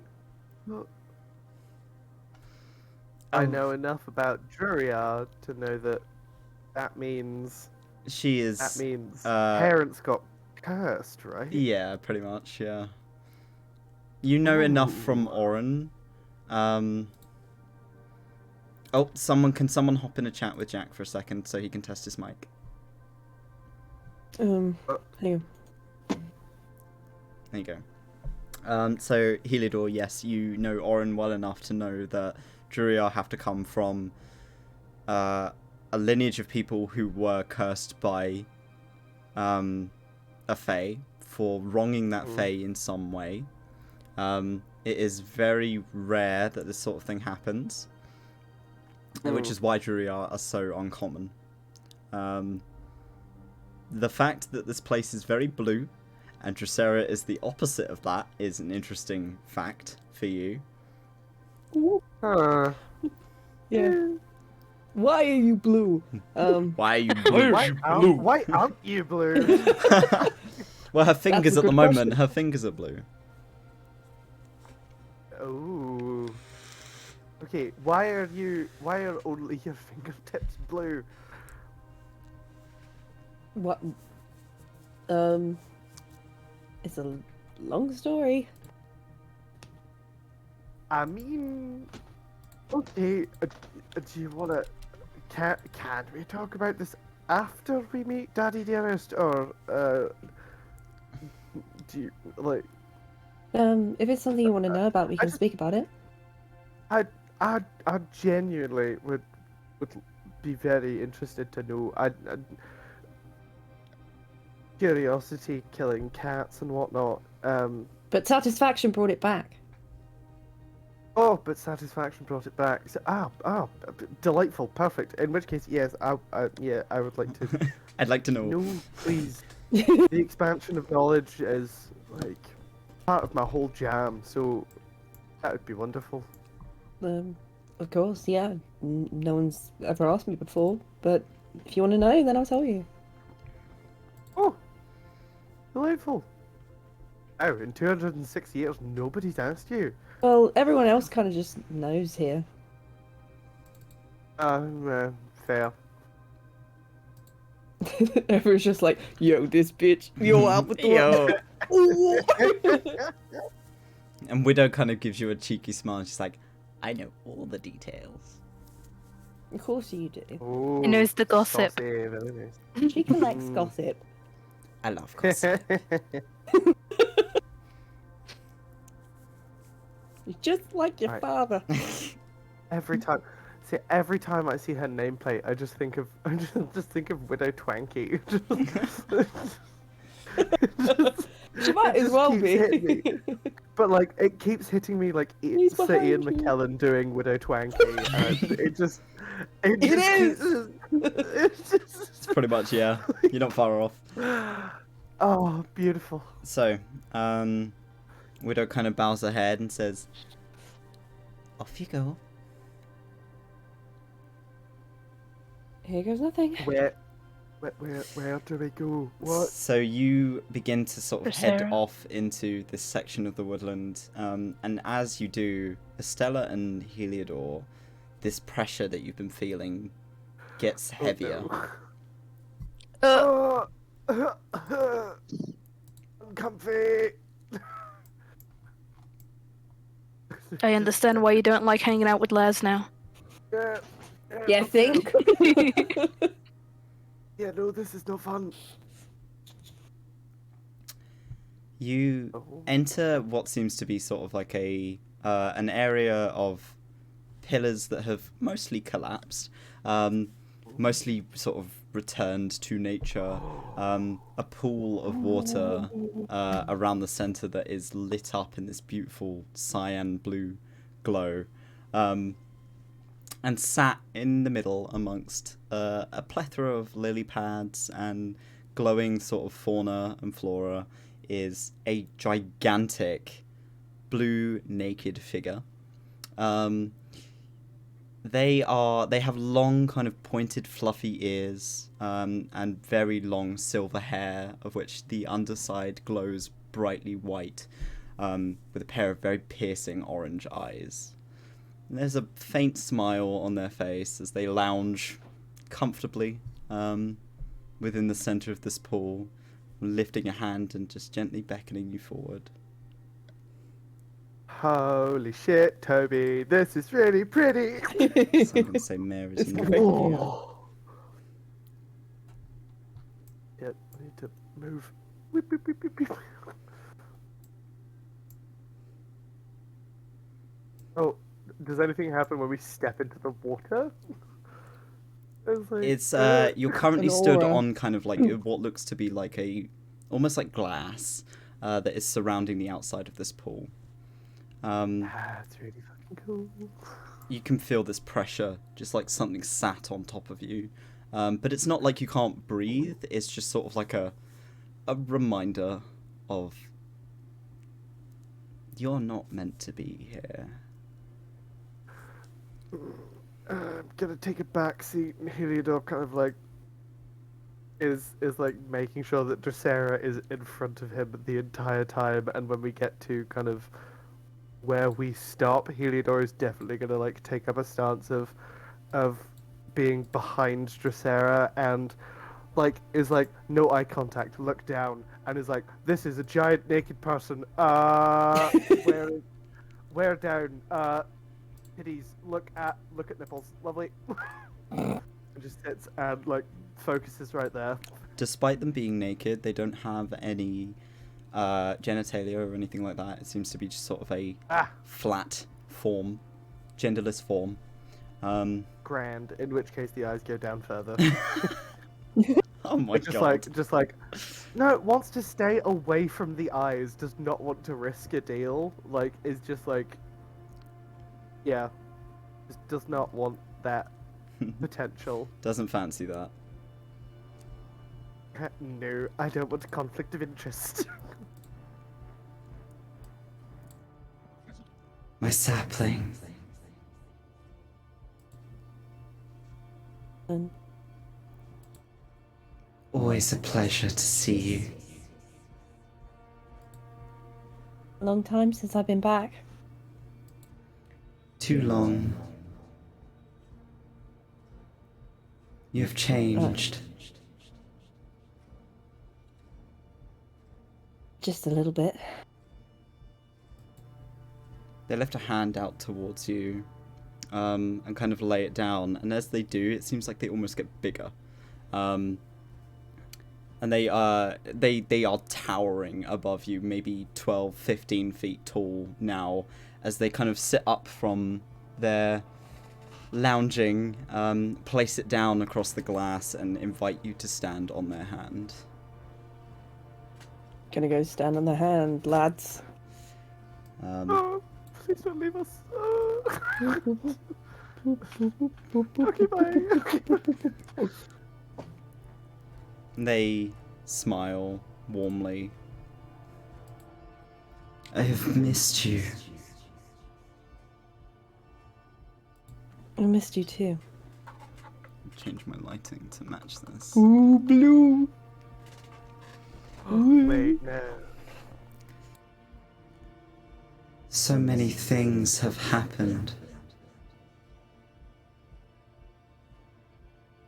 Got so many questions. I'm sure you do. They look just past you at the rest of the party. What are the rest of you doing? Staring intently at the floor. Not looking at their eyes, but like, nice to see you again. Nice titties. I think Heliodor Freak. takes a deep bow, and goes, pleasure to meet you. You fear I don't know me. your title, I apologize. Oh, yes, of course I do. And... You need not, my friend. Thank you for your comforting words. There's They something uncomfortable something. about how they talk. Yeah, they do. It does little to alleviate my stress, but your words are appreciated. Children of the merchant. Here. And they look at you, Drosera. I hope you have a good relationship with him. Well, seems to be fair since I was in his realm not long ago. So you were. Such strange things you have been doing. Seems to be an era where a lot's happening. How exciting. Yeah. Yeah. My sapling. Will you introduce me? This is Dolun of the Trance. He's an archfey, much like Lazarus, but in my opinion, a hell of a lot better. He's the guardian of the astral plane. Wow. It's nice to meet you. So small.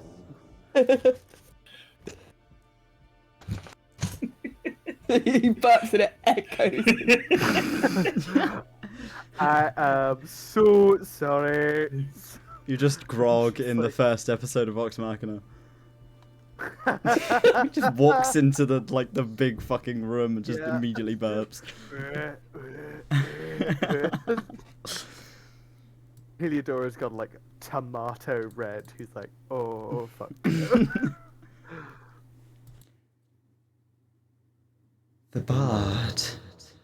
I recognize you. Hi. You have changed. Different clothes. Kind of older. Yeah. A deal with Lazarus. Yeah. Probably a mistake. Not a mistake. A choice, but not a mistake. Heliodora Right. looks a little hurt. A choice? Do not fear me. I will not hurt you. Unless you give me reason to. Drosera's gonna mime it like, don't give him reason to. Don't. Really fucking hoping we don't. Why do you come? Sexual pleasure. Sorry? A sense of humor, this one. Apologies. It's the way I alleviate my stress. Beg your pardon. And he just turns around and is just not facing forwards. He just turns around, faces the exit like. Mm-mm. It is rude to face away from your guests. Apologies. Turns immediately back to face. He's doing so well. Drosera, why do you come? We've got a number of questions that we all need answering, and one I specifically need to that you will only know. He turns to you and very, very gently, considering his size in comparison to you, kind of bows his head for you to place your forehead against his in sort of a welcoming, as he would do in company. He's not quite as stiff in personal relations with you usually, but this is new people. He's putting on the act. Yeah. And he places you down gently, allows you to return if you'd like to, or stay beside him. I'll probably look up to him at first, and then look at the party, who, especially Heliodor, who's kind of shitting himself, making a bit of a twat of himself. Oh yeah. And I'll Complete return to them arse. because obviously, like, I don't want to leave them out. So you're returning to their side. Yeah.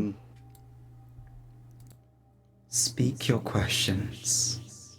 I will answer freely.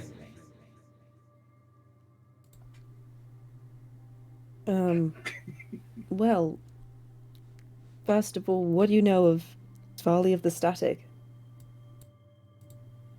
They pout. It's like kind of a expression on their face. Svali is interesting. Why do you seek them? I think one of their Drosera is a part of the Harbingers. They should not have children. We saw their symbol as one of them left. There is a pause. You watch as Dolun closes their eyes, and they kind of lean back again, lounging quite relaxedly on these lily pads. A frown passes over their face.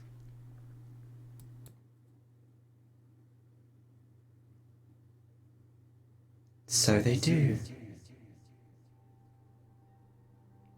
Is it just the one? Just one. How long have they had this page? I don't. How long has this Drosera been around? There's another pause. The two of you, Estella and Heliodor, this weight seems to get heavier as Dolun is like not facing you. Almost as if they are exerting this energy that is just like pulling you down. Yeah, I feel like Heliodor probably like begins to buckle at the knees, is like, and kind of like puts a hand out to Karich to like hold up, to stay standing.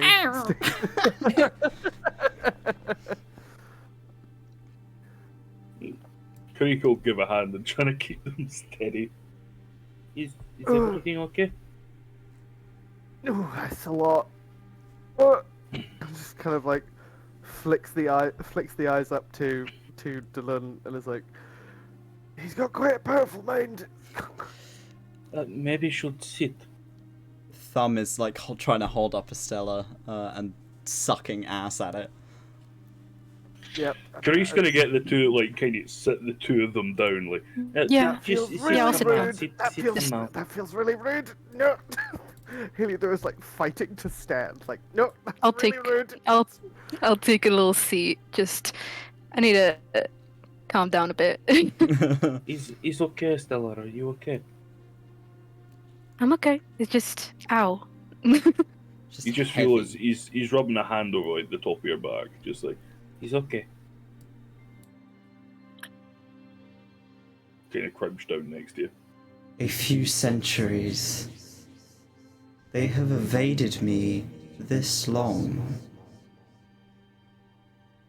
You think they were keeping it a secret? Yes.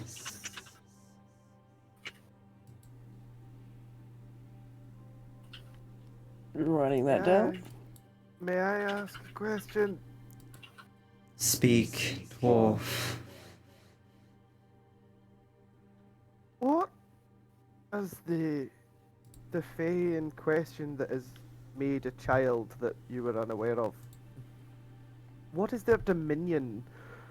What do they rule over or protect? And Heliodor kind of like braces himself for a thinking moment from Dolun, just like. Dolun's eyes open and look in your direction. It seems like Dolun is nipples. trying not to, like, it almost looks like Dolun's not trying to make eye contact with you. Oh, okay.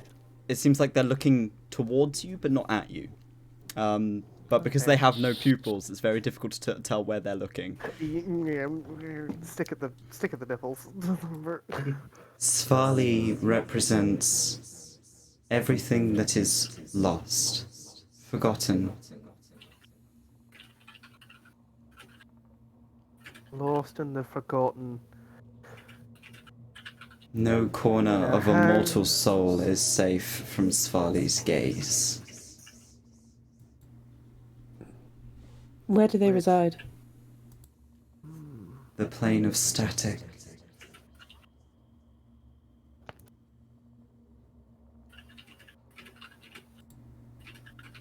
I take it that's not an easy trip?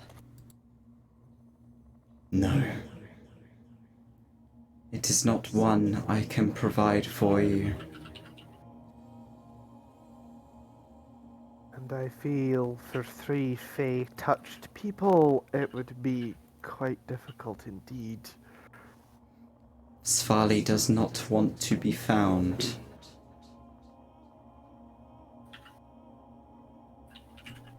Hmm. Well, maybe there is one person that would like to be found. Who? Our party member Clay. The human. Yes. Interesting. You've grown fond of him. Fond is probably the wrong word.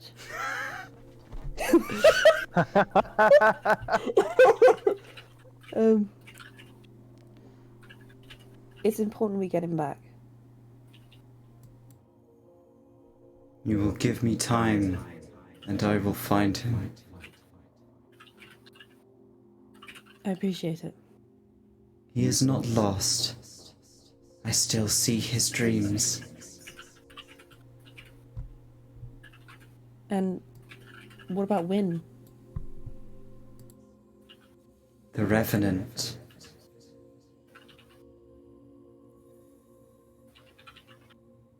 She has not parted from him.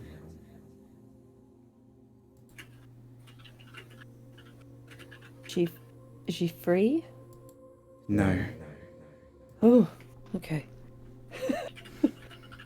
Oh, had me worried then. Theodore looks slightly concerned at the mention of a revenant. It's like, you what? Yeah, it was the whole thing, Heliodor. Okay. Kariki, you watch as Heliodor and Estella are battered by another pulse as Dolun closes their eyes again. Karika's just trying to comfort them, and he's really trying just to, he would have, please just sit down. Sit. No, that's really fucking rude. Not in this situation. Sit. Heliodor is like, if Karika's trying to get him to sit down, just bat off hands, like, fuck off. Heliodor, just will, sit down. Sit. Oh, man. I was going to say it would be funnier. Karika was just going to let him go and let him fall over at his own pace at that point. It's like, okay, let's just see how this goes then. Alright, fine. You want to fucking die? Fine. Come on then, big man. No, Let's see what sorry. you got. Sorry, the almost godlike creature said sit. He was gonna fucking sit. I'm sat. I'm sat. Wait, why is that? Why does that just sound like the? Oh, what was his fucking name? I said sit. Yeah. Fucking Resident Heisenberg. Evil. Yeah. Yeah. There is a long wait, kind of... wait. It's Dolun Heisenberg. Yes. There is a Is he long... actually a mechanical man? Yes. There is a long period of silence as like the pressure in this room begins to like reverberate. Heliodor and Estella, you feel it heavily. Drosera, it just feels like you're being held. It's this comforting warmth of his presence. Karik, it feels just like the room is vibrating. This feels weird. You're fucking telling me. Ugh. The child. I did tell you to sit down. The child of Svali. Their name is Rosemanis.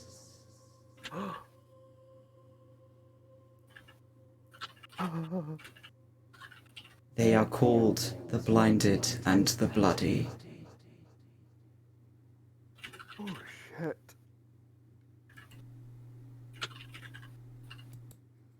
And they have evaded me for too long. Dolun does not sound happy about that prospect.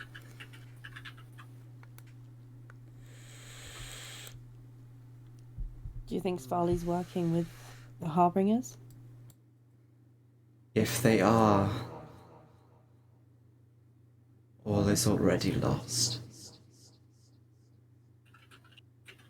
That is I clearly not the news Drosera wanted to hear. Heliodor out loud will be like, I refuse to accept that.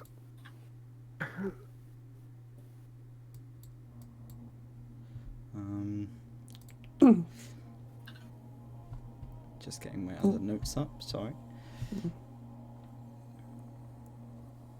Dolun kind of opens their eyes again and looks down at you, Drosera. It is unlikely Svali has interfered with mortal matters.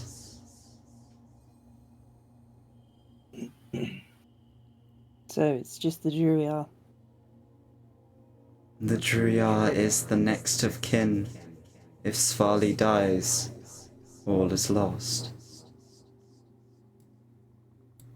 Oh, wait. That has some big implications. Mm-hmm. You have to make sure Svali doesn't die then. Aye.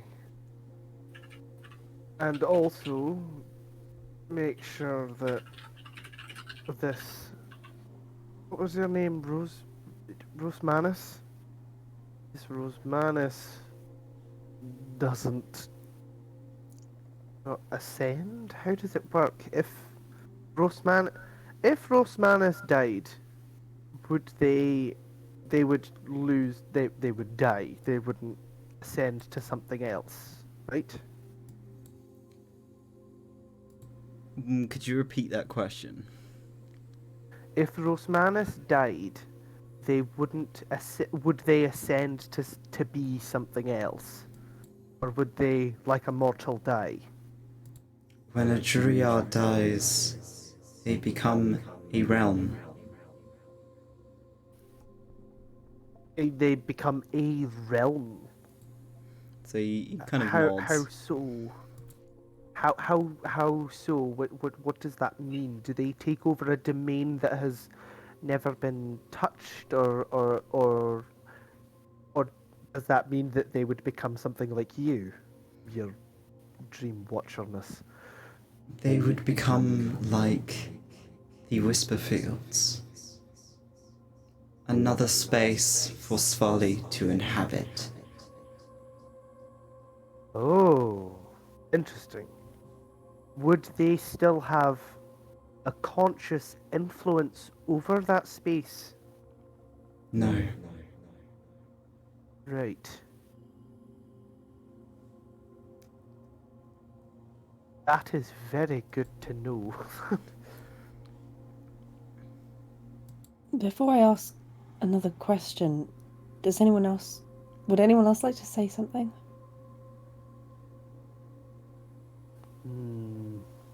You talk. No. Karik's like, nah, bro, nah. Good. I have learned more than enough in my life to know when to keep my mouth shut. I do think.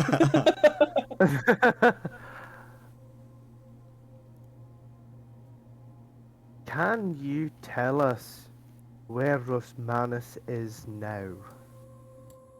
No. But also fair enough.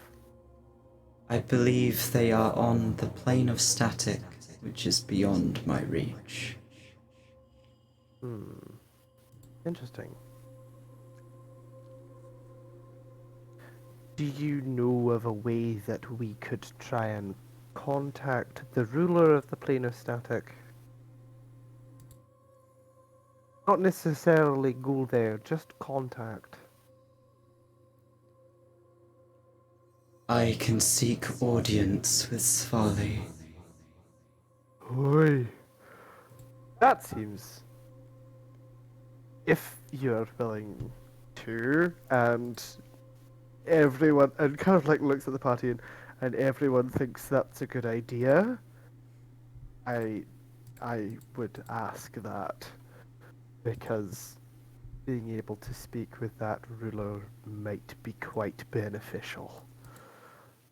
To seek Svali is to enter a test of metal. They will expect you to fight. We're pretty capable. I have seen. And your thoughts? No mortal has met with Svali and lived. Good thing we have some kind of strange lineages going on then. And yet, you are mortal. I'm confident. I have a metal bear. Hilidor, this is an archfey we're talking about. Aye, and they might put us to a test, but I mean, we're talking maybe about we'd if survive. this Rose Manus could probably beat our asses anyway. Aye, and I don't want to talk to Language, Drosera. Sorry. Ooh. Rose. Ooh. Heliodor's just like, can't laugh, can't Rose laugh. Manus could probably beat us up anyway, and you're suggesting we get into a fight with Svarli, who is even higher up than Rose Manus. I'm not suggesting we fight Svali. I'm suggesting we go through their test so that we may get an audience.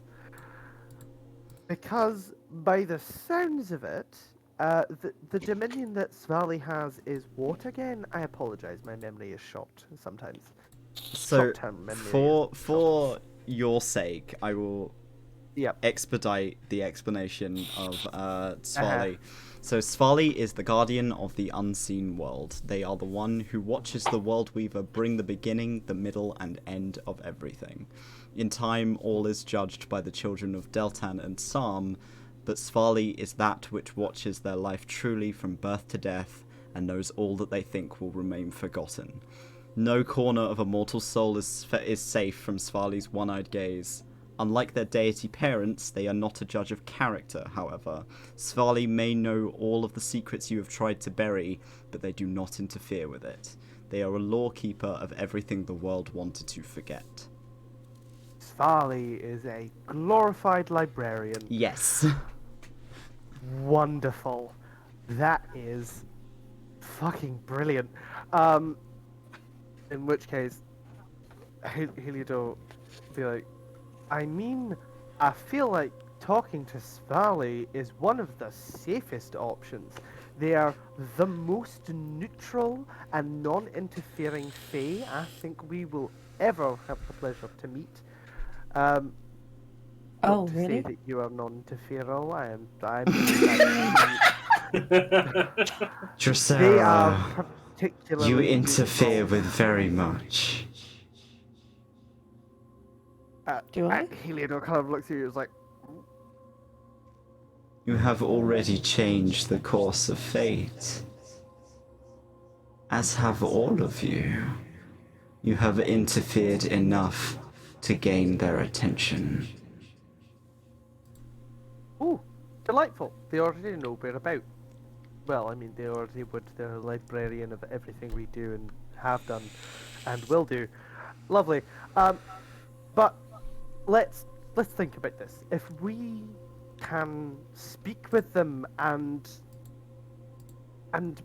perhaps go through a trial and gain some understanding from the one who knows all about everyone. Imagine what that can do for us, stopping the Harbingers, stopping their child, who they may disapprove of, using their powers to interfere with what everyone is and will be. We're just gonna have to make sure Rose Manus isn't there when we go. True, and I feel like we can do something about that. Seed some rumours about something in a forgotten mountain that requires high-level wah-wah. Dolun... High level wawa. High level wawa. I don't know. High-level wah-wah. I'm not going to say magic because magic seems a little bit too mundane for the kind of shit that the Harbingers want. Pardon me, I apologise. Heliodor puts up a hand and lowers his head, like. You make interesting company, my sapling. You're telling me. I would much prefer to be interesting than mundane. there is a pause as they kind of adjust themselves in their seat, almost to like cross their legs and lean forward. They interlace their fingers.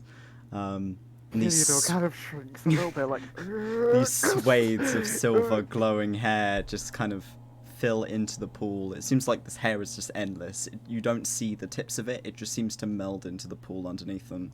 Oh, that's really fucking cool. And they lean forward. The little fluffy ears kind of flap a little.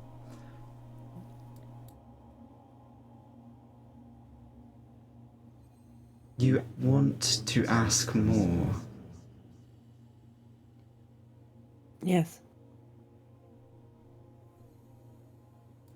Every night I've been having dreams of being in the void again. And every night something different. But the first time I went there, I saw someone. Who is Pharos? There's a stony expression on their face. You haven't seen Dolun look this serious for quite some time. My father.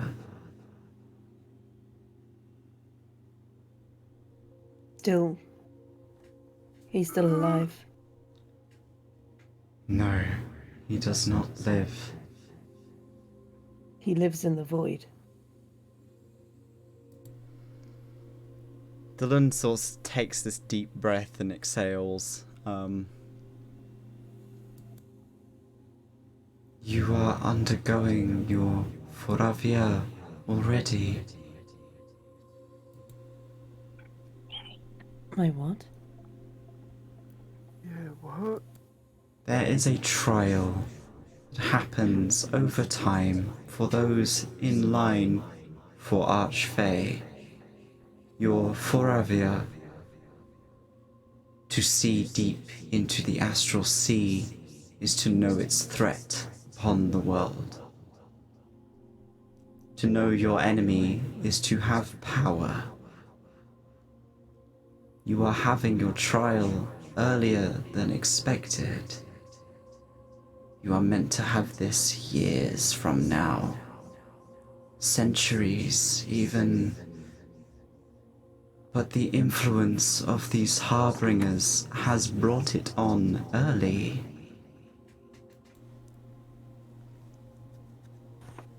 Then I'm not ready. Neither am I.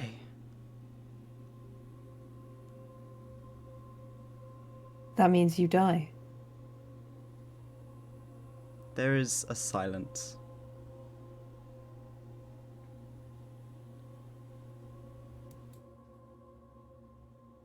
You are already shifting.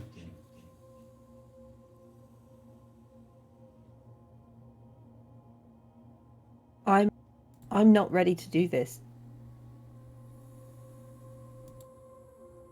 When an Archfey is due to be overruled by the next in line, they begin to succumb to Kulnikol, the timeless maddening,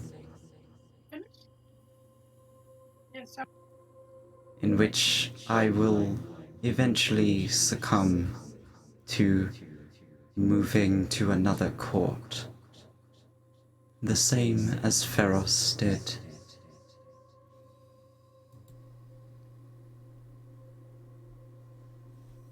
So, what will happen here in the meantime? I will slip into madness, and you will be drawn home to replace me. But Dolun, we need you now more than ever. Then time is of the essence. She looks down completely at the fall and tries to not well up or anything. To try and hold back her emotions to make Dad proud.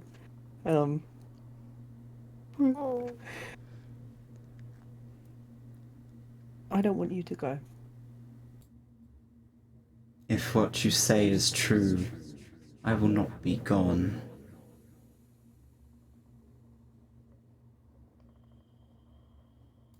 Roll me an insight check. All of you, if you want to. Oof. All of you, if you want Dad, to. please. Yeah, Please, yeah, Dad, don't no! ever want to do that.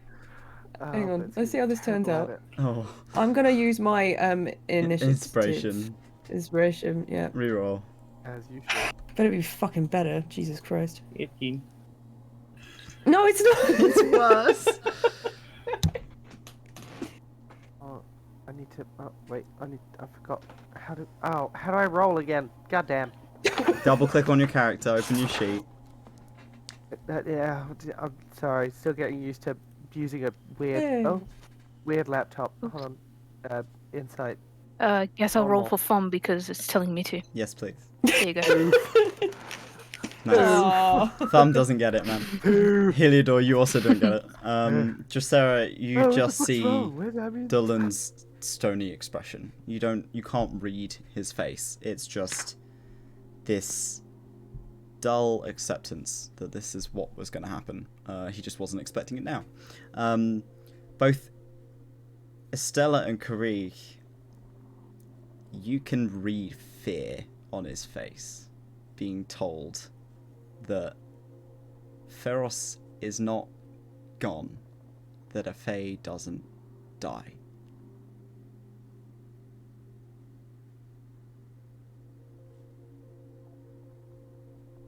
He doesn't seem to have been aware of that fact, and that scares him.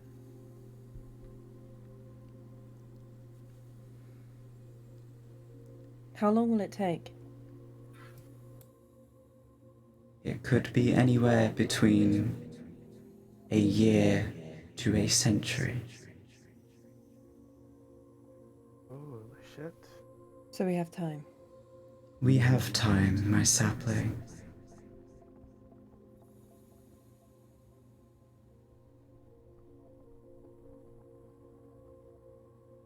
I'm sorry. You watch like a very, very slow kind of droop of the ears, but the face doesn't change. There is an unspoken court, the torn court of the astral sea, in which Fae go to die.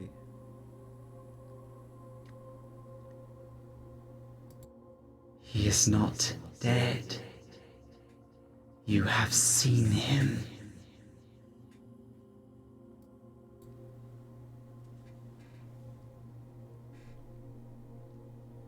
He wants the realm back. He is understandably angry. There is a smile almost on their face.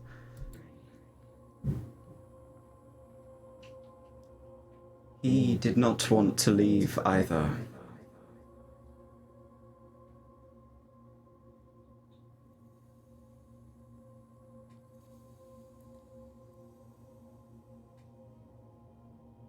No Fae speaks of the torn court. And so that all the Fae go to the torn court, but no one knows what happens there.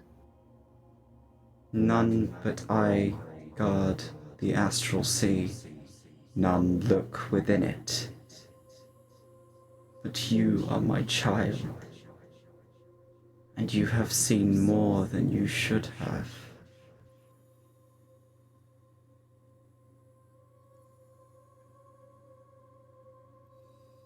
Maybe I shouldn't have seen it all. But you have seen it now, and you must live with that knowledge.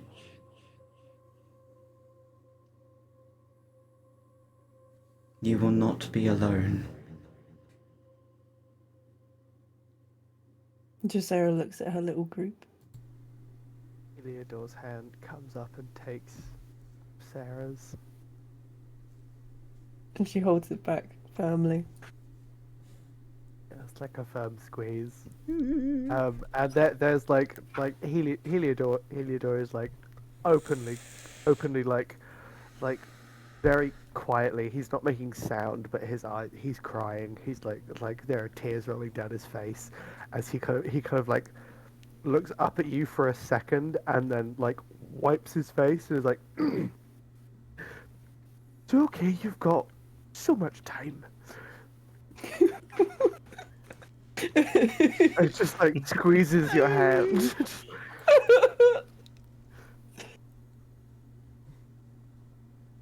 Thank you again, Dolun.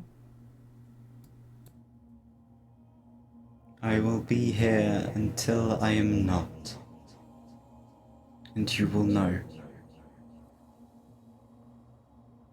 But your Faravia still continues. You will still see into the astral plane. Perhaps now that is useful.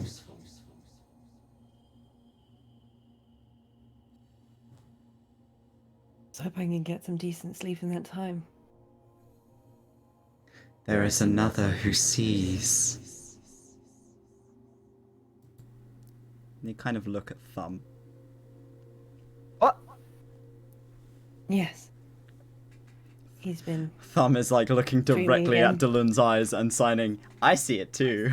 Yeah. Yeah.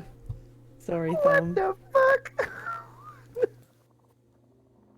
You're not He's a- who you think you are, little one.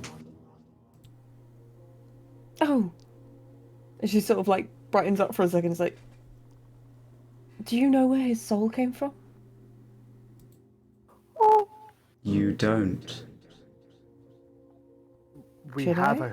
a guess. How long has he bore a soul? Maybe weeks 2 now? weeks? Like a couple of weeks? Yeah, like Wait. I am surprised. You know him quite well.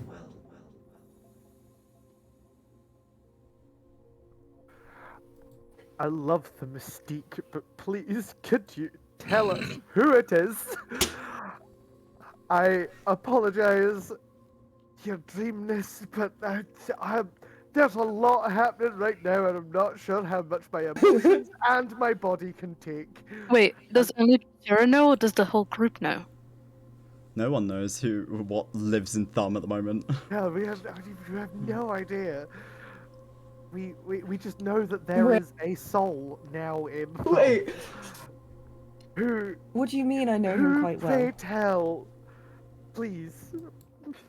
Please don't be You lonely. bear an angel in your family.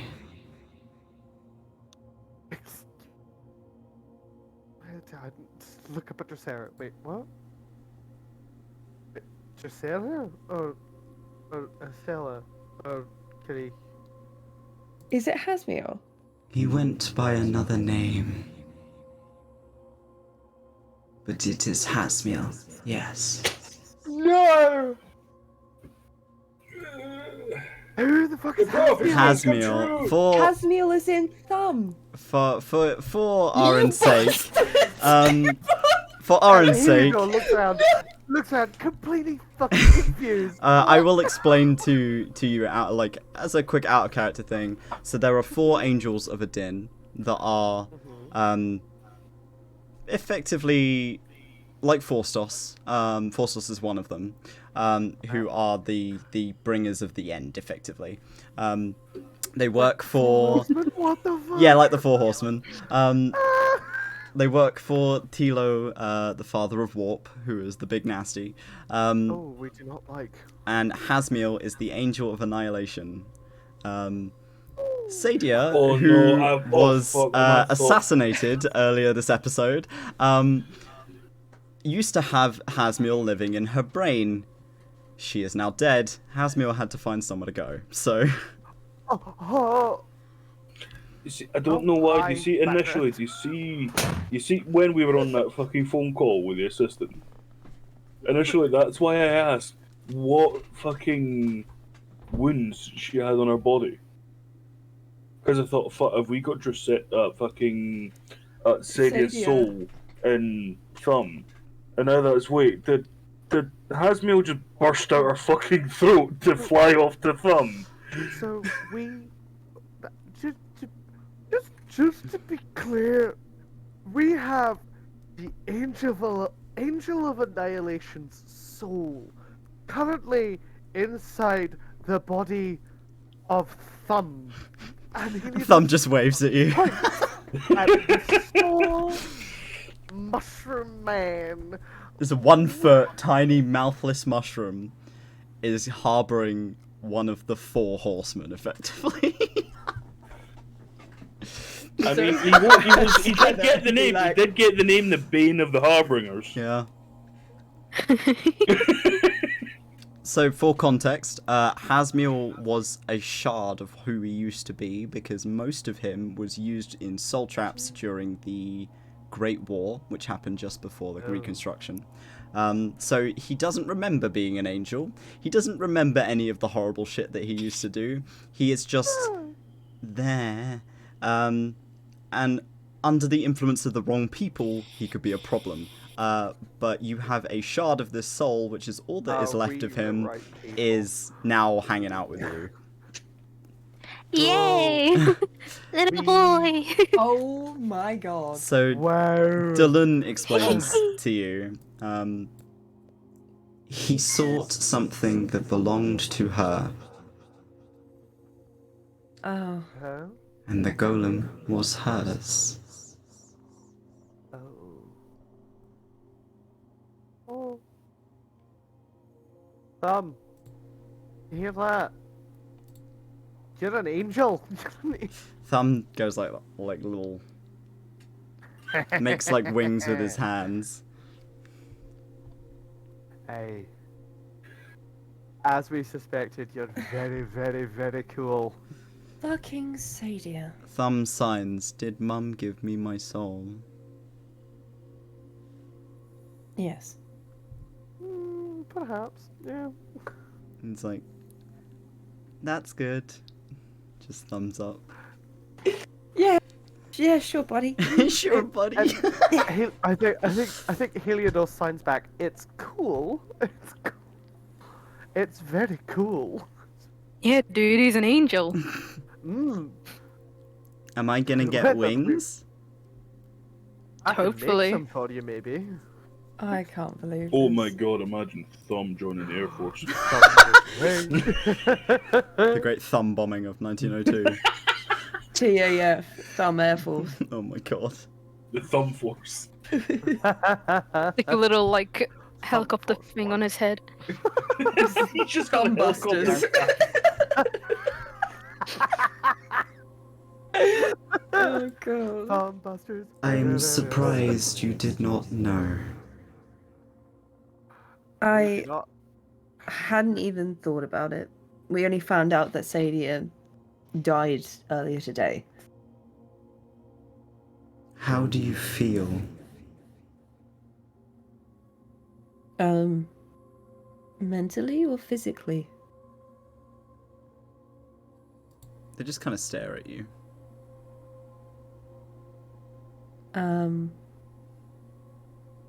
Worried, I think.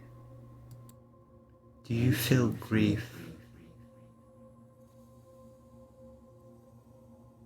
Yeah, in a way. I mean, Sadia was a hard person to get along with, but she listened to what I had to say, and she was really weirdly into dead bodies. Ooh, delightful. But yeah, I don't know. It's a conflicting feeling. Drosera, you must be ready when people die. Sarah just instantly thinks of Widow. because you and Dolun have kind of a bit of a linked thing, Oh, no. the way that they're looking at you, she is fading, Drosera.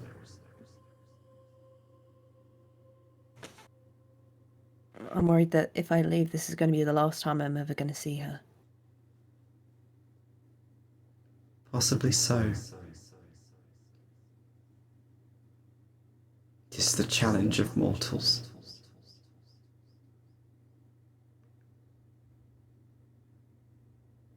I'm just going to enjoy it while I can.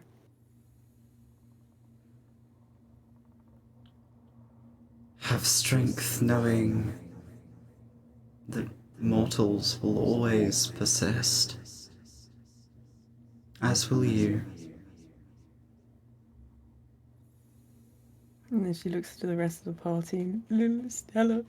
You can't die, you're not allowed.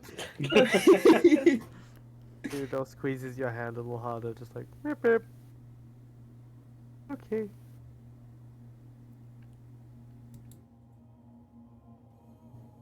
Do you ask anything more of me? But no, I think that's everything. I hope I did not embarrass you in front of your friends. I think you've made quite the impression. I have been told I tend to do that. Mm-hmm. It's almost like you're an archfey. Almost, maybe. You never know. You never know. I will sit and consider my kunakol before I succumb to it. Be it now or many years from now. And Dylan, just like I keep getting reminded. Sorry. Yes. How dare you! Mortals. Mortals! Just like I keep getting told all the time, as part of this party, that you don't have to go through it alone. They smile at you. But there's this kind of forlornness of their expression, and they sit back. When you are as old as me, you are always alone. That's just not That's true. true. Can't wait. Whoa. Love that for me. I think Crying in the club right now. Heliodor frowns and it's like, I feel that is not true. You have your child right here who is going to be with you through thick and thin. And I think, and I apologize for this, your dreamness, to see that is to insult Drosera. You think that they won't be there for you? I do not expect them to. But they'll be there anyway. She nods. You're not alone. Even if we mortals and kind of Heliodor I don't feel like Heliodor is kind of gaining some strength as he kind of like leans forwards from his like really slumped position of the intenseness of whatever's going on. Just like leans forwards like, I do not know you and I may have a different deal or patronage with some other archfey, but for someone so kind and understanding, I will also be there for you if required. I feel wherever Drosera goes, I will go, and you are not alone. Don't push that on yourself. There's a kind of tilt of their head, as if they'd never considered that. Because those feelings are mortal feelings, and that is a feeling an Archfey does not have. And that, like, the concept of that is alien to Dolun. They kind of sit back, they ponder for a little bit. So be it. Who might it be?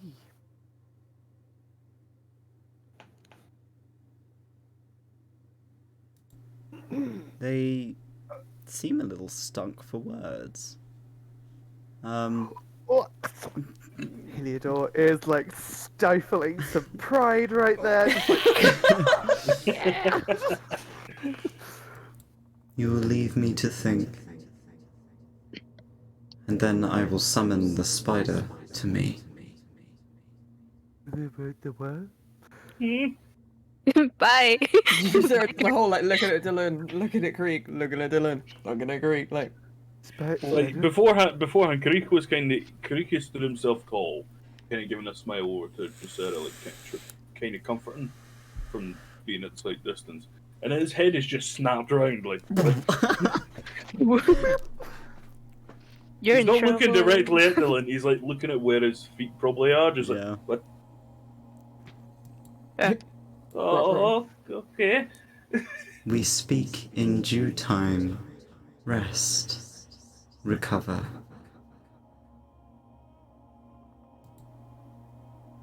Plank falls backwards. Passes out. Timber. Catch the tiny spider. They kind of lift a hand as if to dismiss you.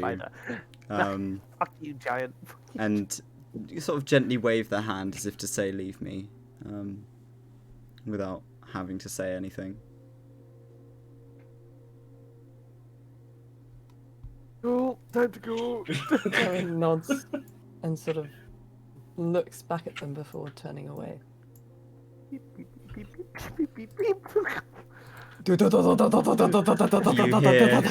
You hear from across the room as you exit. I'm glad you're home, my sapling. I've missed you. I missed you too. You feel this pressure alleviate from you as you walk out of this room. Finally, you are brought back to where you see Widdy still sat in her little chair, waiting for you to get back. Oh, that was a lot of emotions. Fuck. You're back. How did it go? Oh, that bad, dearie. Oh, I'm sorry. No, it wasn't bad. I'm just quite overwhelmed at the moment. Would you like yeah. somewhere to rest? I've been keeping your home safe for you, my dear. After all this time. It's nice and clean. I was told to expect you. Heliodor uses palms to just quickly shoot a message over to Widow and just be like, please hug her, please. She kind of wheels over and offers her arms out to you.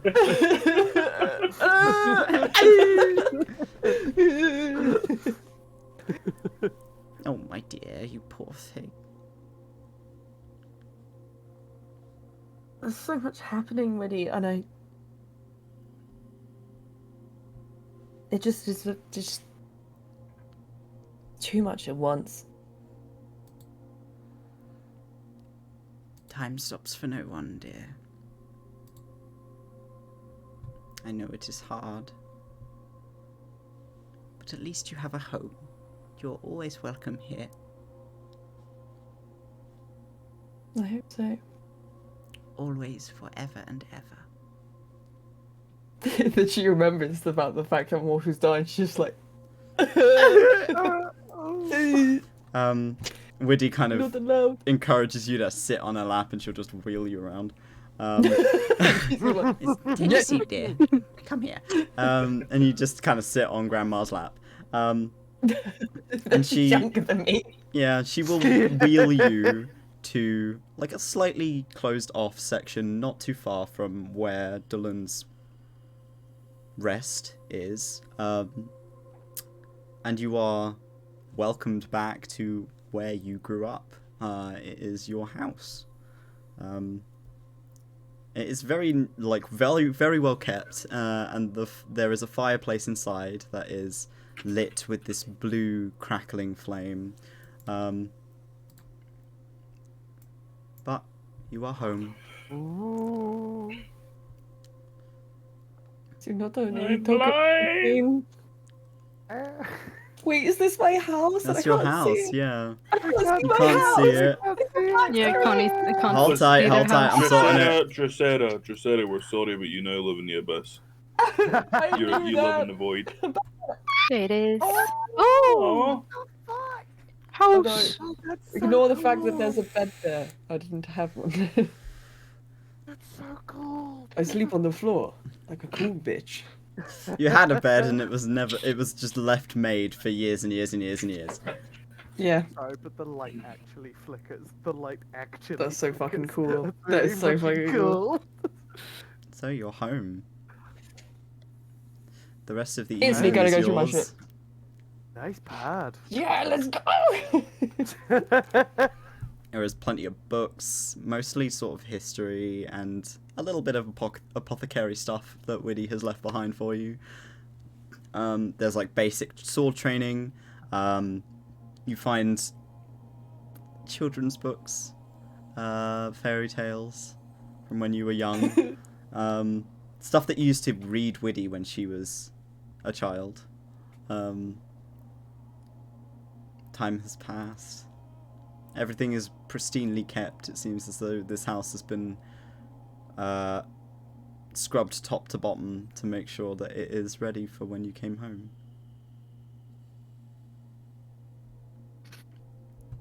It's like I never left. Well, whoever needs to rest on the bed, go for it. It's a big enough I bed. feel like if I go on the bed and just sit down on it, it's just gonna be dust. Inside the bed, like In fact, it's not actually a bed. I never had one. It's hollow. It's just a blanket laying over like a gap. There's just a frame with nothing it's in made of paper. it. She's made of paper. That's not good. Whoa, whoa. I'm skin on skin. Heliodor looks for tea-making facilities. I mean, you can put a kettle over the stove. You have your caravan. You can set it up the outside. caravan came with us? Yes. Oh, fuck yes. So you've got your Oh. little In dongle which case, now. asking for a blacksmith was completely unnecessary. I have my every equipment, everything I need. You have to make set it up everything outside, cool. but you have it. Oh, that's fine. I have a Cool little- house. I'm gonna leave. I'm sleeping in my house. Fuck you. Fuck it, I don't do sleepovers. Heliodor's like, Drosera, I'm going to go get a kettle and some tea-making facilities so we can have some nice tea in your nice home. I'll be back in a moment. And Heliodor fucks off and quickly goes to grab tea, a kettle, and cups. Bits and bobs. Yeah, all the paraphernalia for tea making. Thumb is gonna settle next to the fire, kind of stick a hand in it. Careful. But Not- as he not- places his hand in the fire, it doesn't catch. It just seems to be like an alchemical makeup. As if having a fire in a house where somebody who could set on fire very easily is a bad idea. So they do not use actual fire. Hope you knew that, Thumb. Thumb just I'm gonna looks stick at my you. hand in the fire. Yeah. Yeah, I guess you could do that all you want. They're just kind of grabbing at the fire. And that's about it. They're just in trance by that. Grabby hands.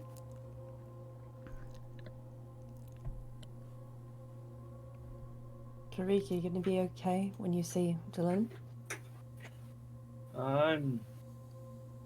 What does he want to speak with me, but in particular? Is what wonder. He's kind of just looking at the fire, he's used more like he's in thought. He just looks more confused over anything else. Thumb signs at you, Karik. Necklace. Necklace. I think in doing that, you could probably guess what that means. Yeah, it's like I'm guessing. Yeah. Oh. I was mildly forgetting about that. Oh. It's probably best if you talk about that with him, since he'd probably know more about it. Fuck's sake. the stupid ass Seen face. that. I just seen that in the corner of my eye. That is probably true.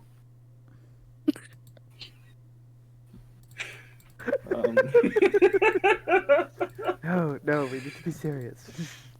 So, what's it called? Thumb will sign at you. Dolun helps?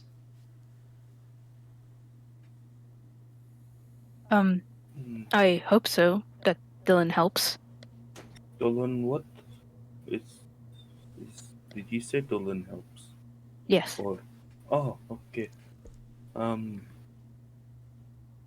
mean, hopefully, but at the same time, this is not something I wish put on someone else at this point. If Yeah, but understand what then- I mean. But then it will just be put on you, and last time that happened, you kind of freaked out a bit. So did everyone else who touched it, though. So it's best to find out. Time to fuck around and find out! Yeah! Yeah, exactly. Yes.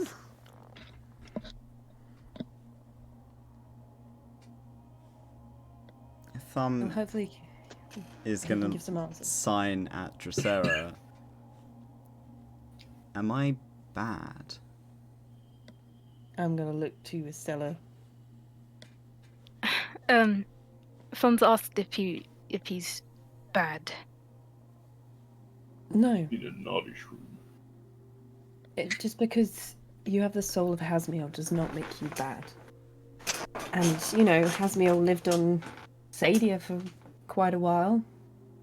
And maybe his intentions weren't all that great, but you were your own person, Thumb. But what if I'm not?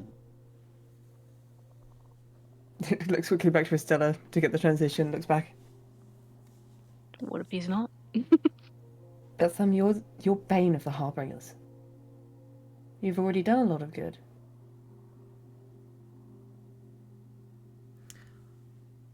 I hope so. I'm too emotional for this. It's my boy. You just gotta continue along this path, Thumb, and you'll be fine. If I see the astral plane with you, is that bad? Well, it's either to do with the fact that I shared my blood with you, or that now you're an angel, you can also see into it. You just have to remember to stay safe in there. Thumb seems to think for a moment. I don't think it's me who sees. If Well- you see me, leave. Ooh. Noted. Thumb offers That's you a an berry. awful thought! Oh, God! Thumb offers you a good berry. It's compensation. Very emotional compensation. Emotional compensation. Have a berry. Motion bear. Now you're If looking you at had him. an accident Actually, at work the that wasn't your fault. You might be entitled to financial compensation. the little leaves that grow around the berries on his head are orange. Looks like you've got a new haircut, buddy. look like you. No, you look cooler Fun. than me. Am I a Fae now?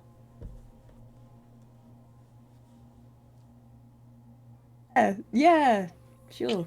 And he starts waving his arms around like, wow!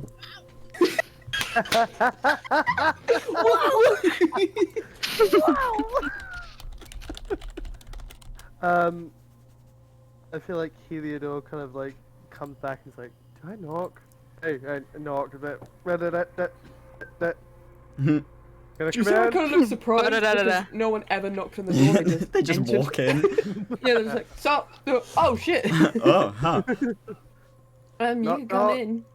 Right, the door opens. Heliodor comes in.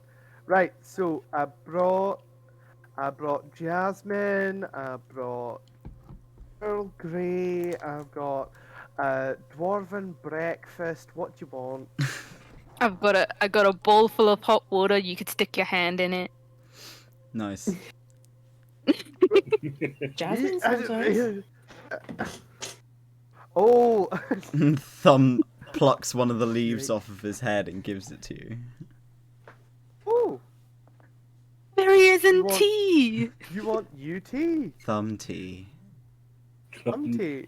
I can make some thumb tea. Hold on, I might. One leaf. I may need more leaves. Are you alright with that? He pulls a couple off of his wrist and gives them to you. Thank you. First And up, you take Heliodor 3d8 proceeds poison to- damage. Heliodor kind of like looks to Drosera and is like, "Do you have a like a frying pan or a pot or something in here that I can use?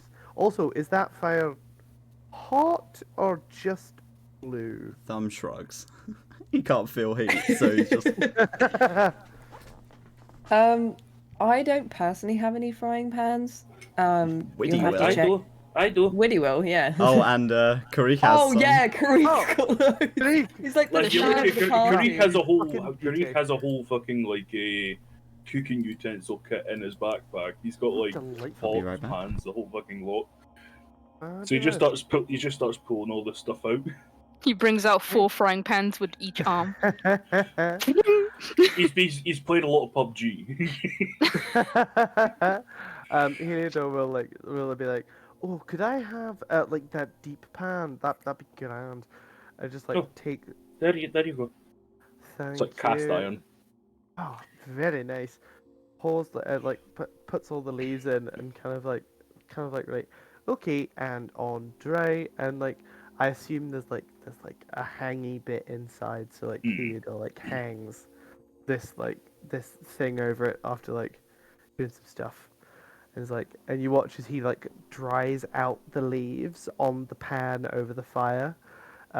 Once that's done, he takes it out and pours them all into a little mortar and pestle. Well, no, even better. He pulls out like a specific instrument that he's got, and you see as he places it down on the table and sits for a minute, and it turns into a mortar and pestle.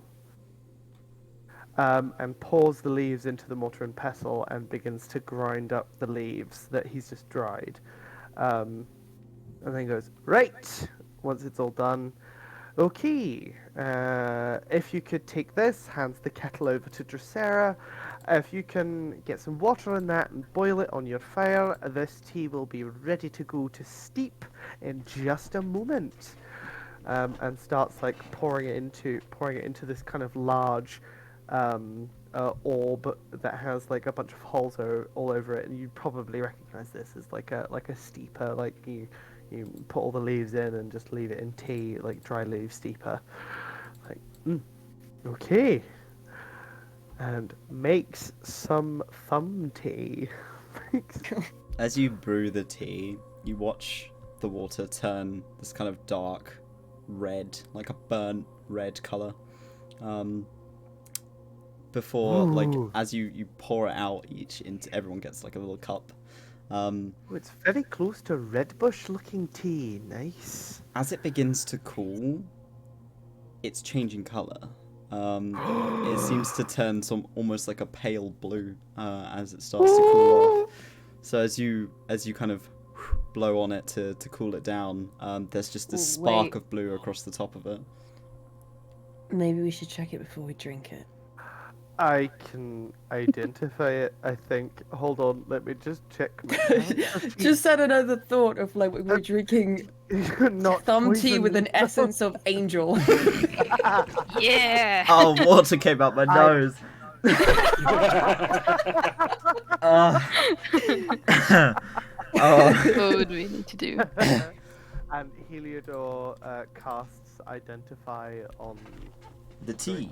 Alright, Like, give me a hold second the while I tea. type it into your whispers. Ooh. You see as Heliodor kind of like draws out this pattern with one of his tools. Like you see that it's like the mortar and it's the pestle as he begins to draw it, and then the pestle as he's drawing kind of turns and twists and changes into this like long pointed device as he begins to like draw out all of the runes he does over this item, and does all like some weird dwarvish runes, but also like there are some other runes in there. You're like, what the fuck is that? And then Oh lord, he's typing. oh lord, he typing. Are we gonna I'm find trying to out some fill this truth from space. the tea? The truth tea. Bitch has the tea. What's the And- tea? Spell the tea. And Heliodor finishes after a moment and sits quietly as he reads what the fuck happened. Present.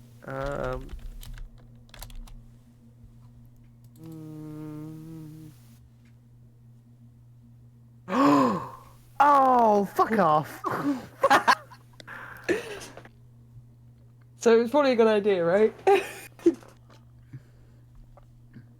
And Heliodor kind of like looks really fucking confused as he kind of like looks up and goes, well, because it's never been made before, I don't know what it will do. And Heliodor just like takes a big gulp and is like, oh, let's find out. Somebody take Heliodor! notes. Heliodor! Take notes, and throws a book at you. Take notes. Just grabs the notes. Is like, please don't. Okay, I'm not gonna drink mine until something happens. All I can just hear through the typing is explosive diarrhea. It gives you permanent IBS.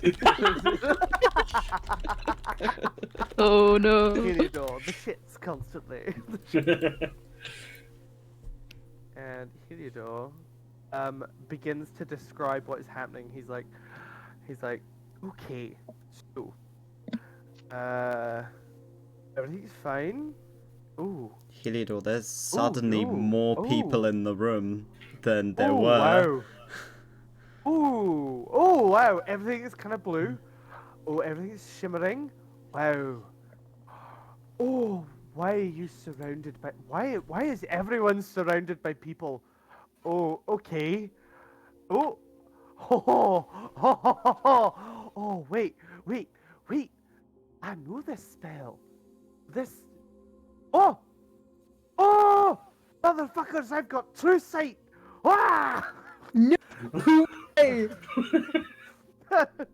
Heliodor just like jumps up and just starts like looking around at fucking everything. Just like, wow.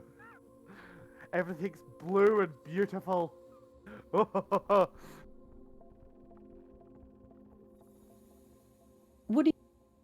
What people can you see? DM, who can I see? Check your whispers. Oh. Uh-oh. Who can you see? Oh, your wow. mom. Uh, Actually, could be your mom. Sarah. That's why. Wait, is this just Azimuth sight? Is this just gonna be Yeah, yeah. Azimuth sight? There's a human man beside you. He's an older gentleman. Beside who? Beside Drosera. I know who that is. Don't worry. Karich, there's somebody, a young man with dark hair.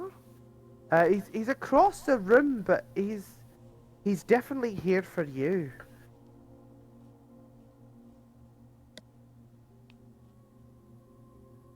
There's only one person that minds Greek of right now. And Heliodor kind of like looks to Estella and then goes, "Huh. Apologies, my love." And then kind of turns around and goes, "Oh shit." Oh my god, What? please.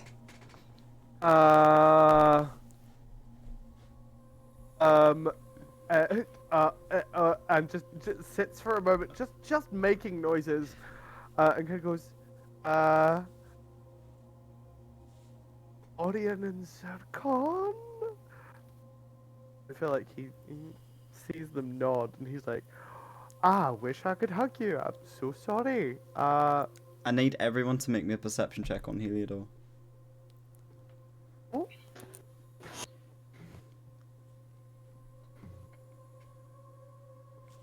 $23. Good lord.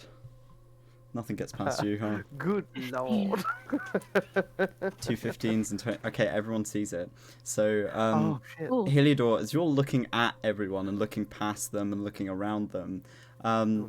you all notice, like, there's like a holographic secondary pupil in his eyes as he's looking around. Oh,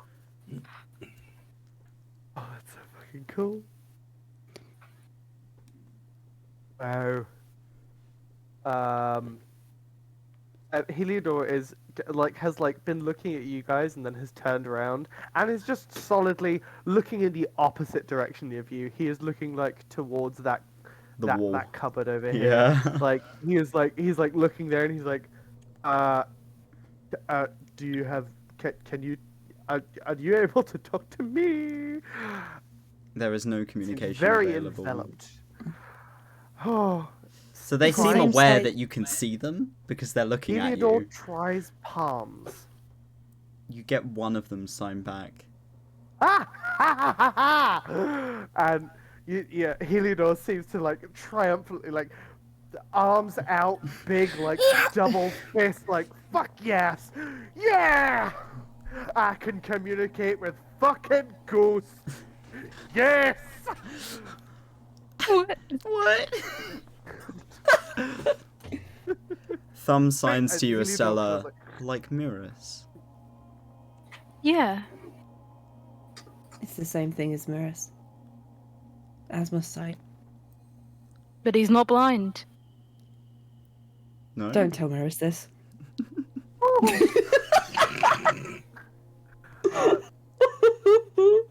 Kind of like this point, like Heliodor has been like concentrating, and then suddenly realizes in his brain, like, oh shit, wait, there are other people. Turns around and goes, "Drink your tea. This is great." And with that, we're going to end the episode. Ah, Wait, fuck! wait. Before you end, can I? Does anyone have like a bottle where I could store the tea? You want to bottle it? Ooh. Greek has hang on. vials on him. Greek still has yeah. glass I'm vials. pretty sure I've got vials on me. Congratulations, Heliodor, you have invented a potion of true sight. I'm gonna bottle it.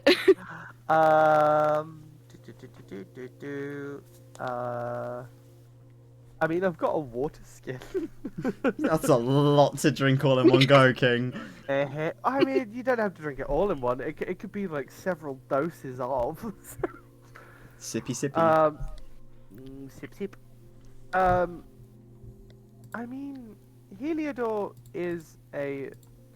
has a cart full of equipment that he uses I consistently. mean, I've got a poisonous kit, so I've probably got vials in that, right? Yeah. Oh, you definitely got vials in that. Hell yeah. Yeah, I just don't have it on here. Peaches. You Wait, can hold on. you Where can am I use your drinking teacup because the amount of tea that you made was equal to the people that are in the room. So you can Yeah, use yeah. your teacups as a single dose potion. So if you each have a Right. vial, you can store those and keep a potion of true sight on your person unless you want to use it now. Save it. I said I'd listen to Drosera. Brilliant. Karik has some unexpected company, and I think that's fucking with him. Karik is like hearing like if he's I been think I given a might slight know who it description is. of that, Karik has put the cup down. Yeah. You don't want to see that shit. What was it? No. Bottle it, yeah. Yeah, Heliodor is just like beyond happy and is talking away like full palms to this person, to this blank space that you can see. It's You're just, getting like full one palms. word answers back, but they are still talking to That's you. fine. Heliodor is like mainly explaining shit, is like talking about like family drama, talking about what happened in the city. And this just like, happened, and oh my this, God, and yeah. this. It's But we just, will like, get back going to on that for fun. next session, so you guys can decide what to do then. Thank you for coming. I appreciate it. That was Yay. intensely cool. Sorry I was late. It's okay. How it be. Yeah. It Thank was, no, it you was really to- crap. I should have had my phone plugged in. It's That was really okay. bad. Thank you to our raiders. We had a little group of raiders join us earlier, which is very Ooh. nice of them. Yay. Woo!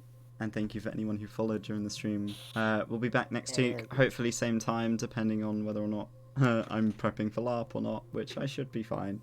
Should be able to get everything sorted. But we will see you next week. Thank you for coming. Bye. Whee! See you later. Love you. Bye.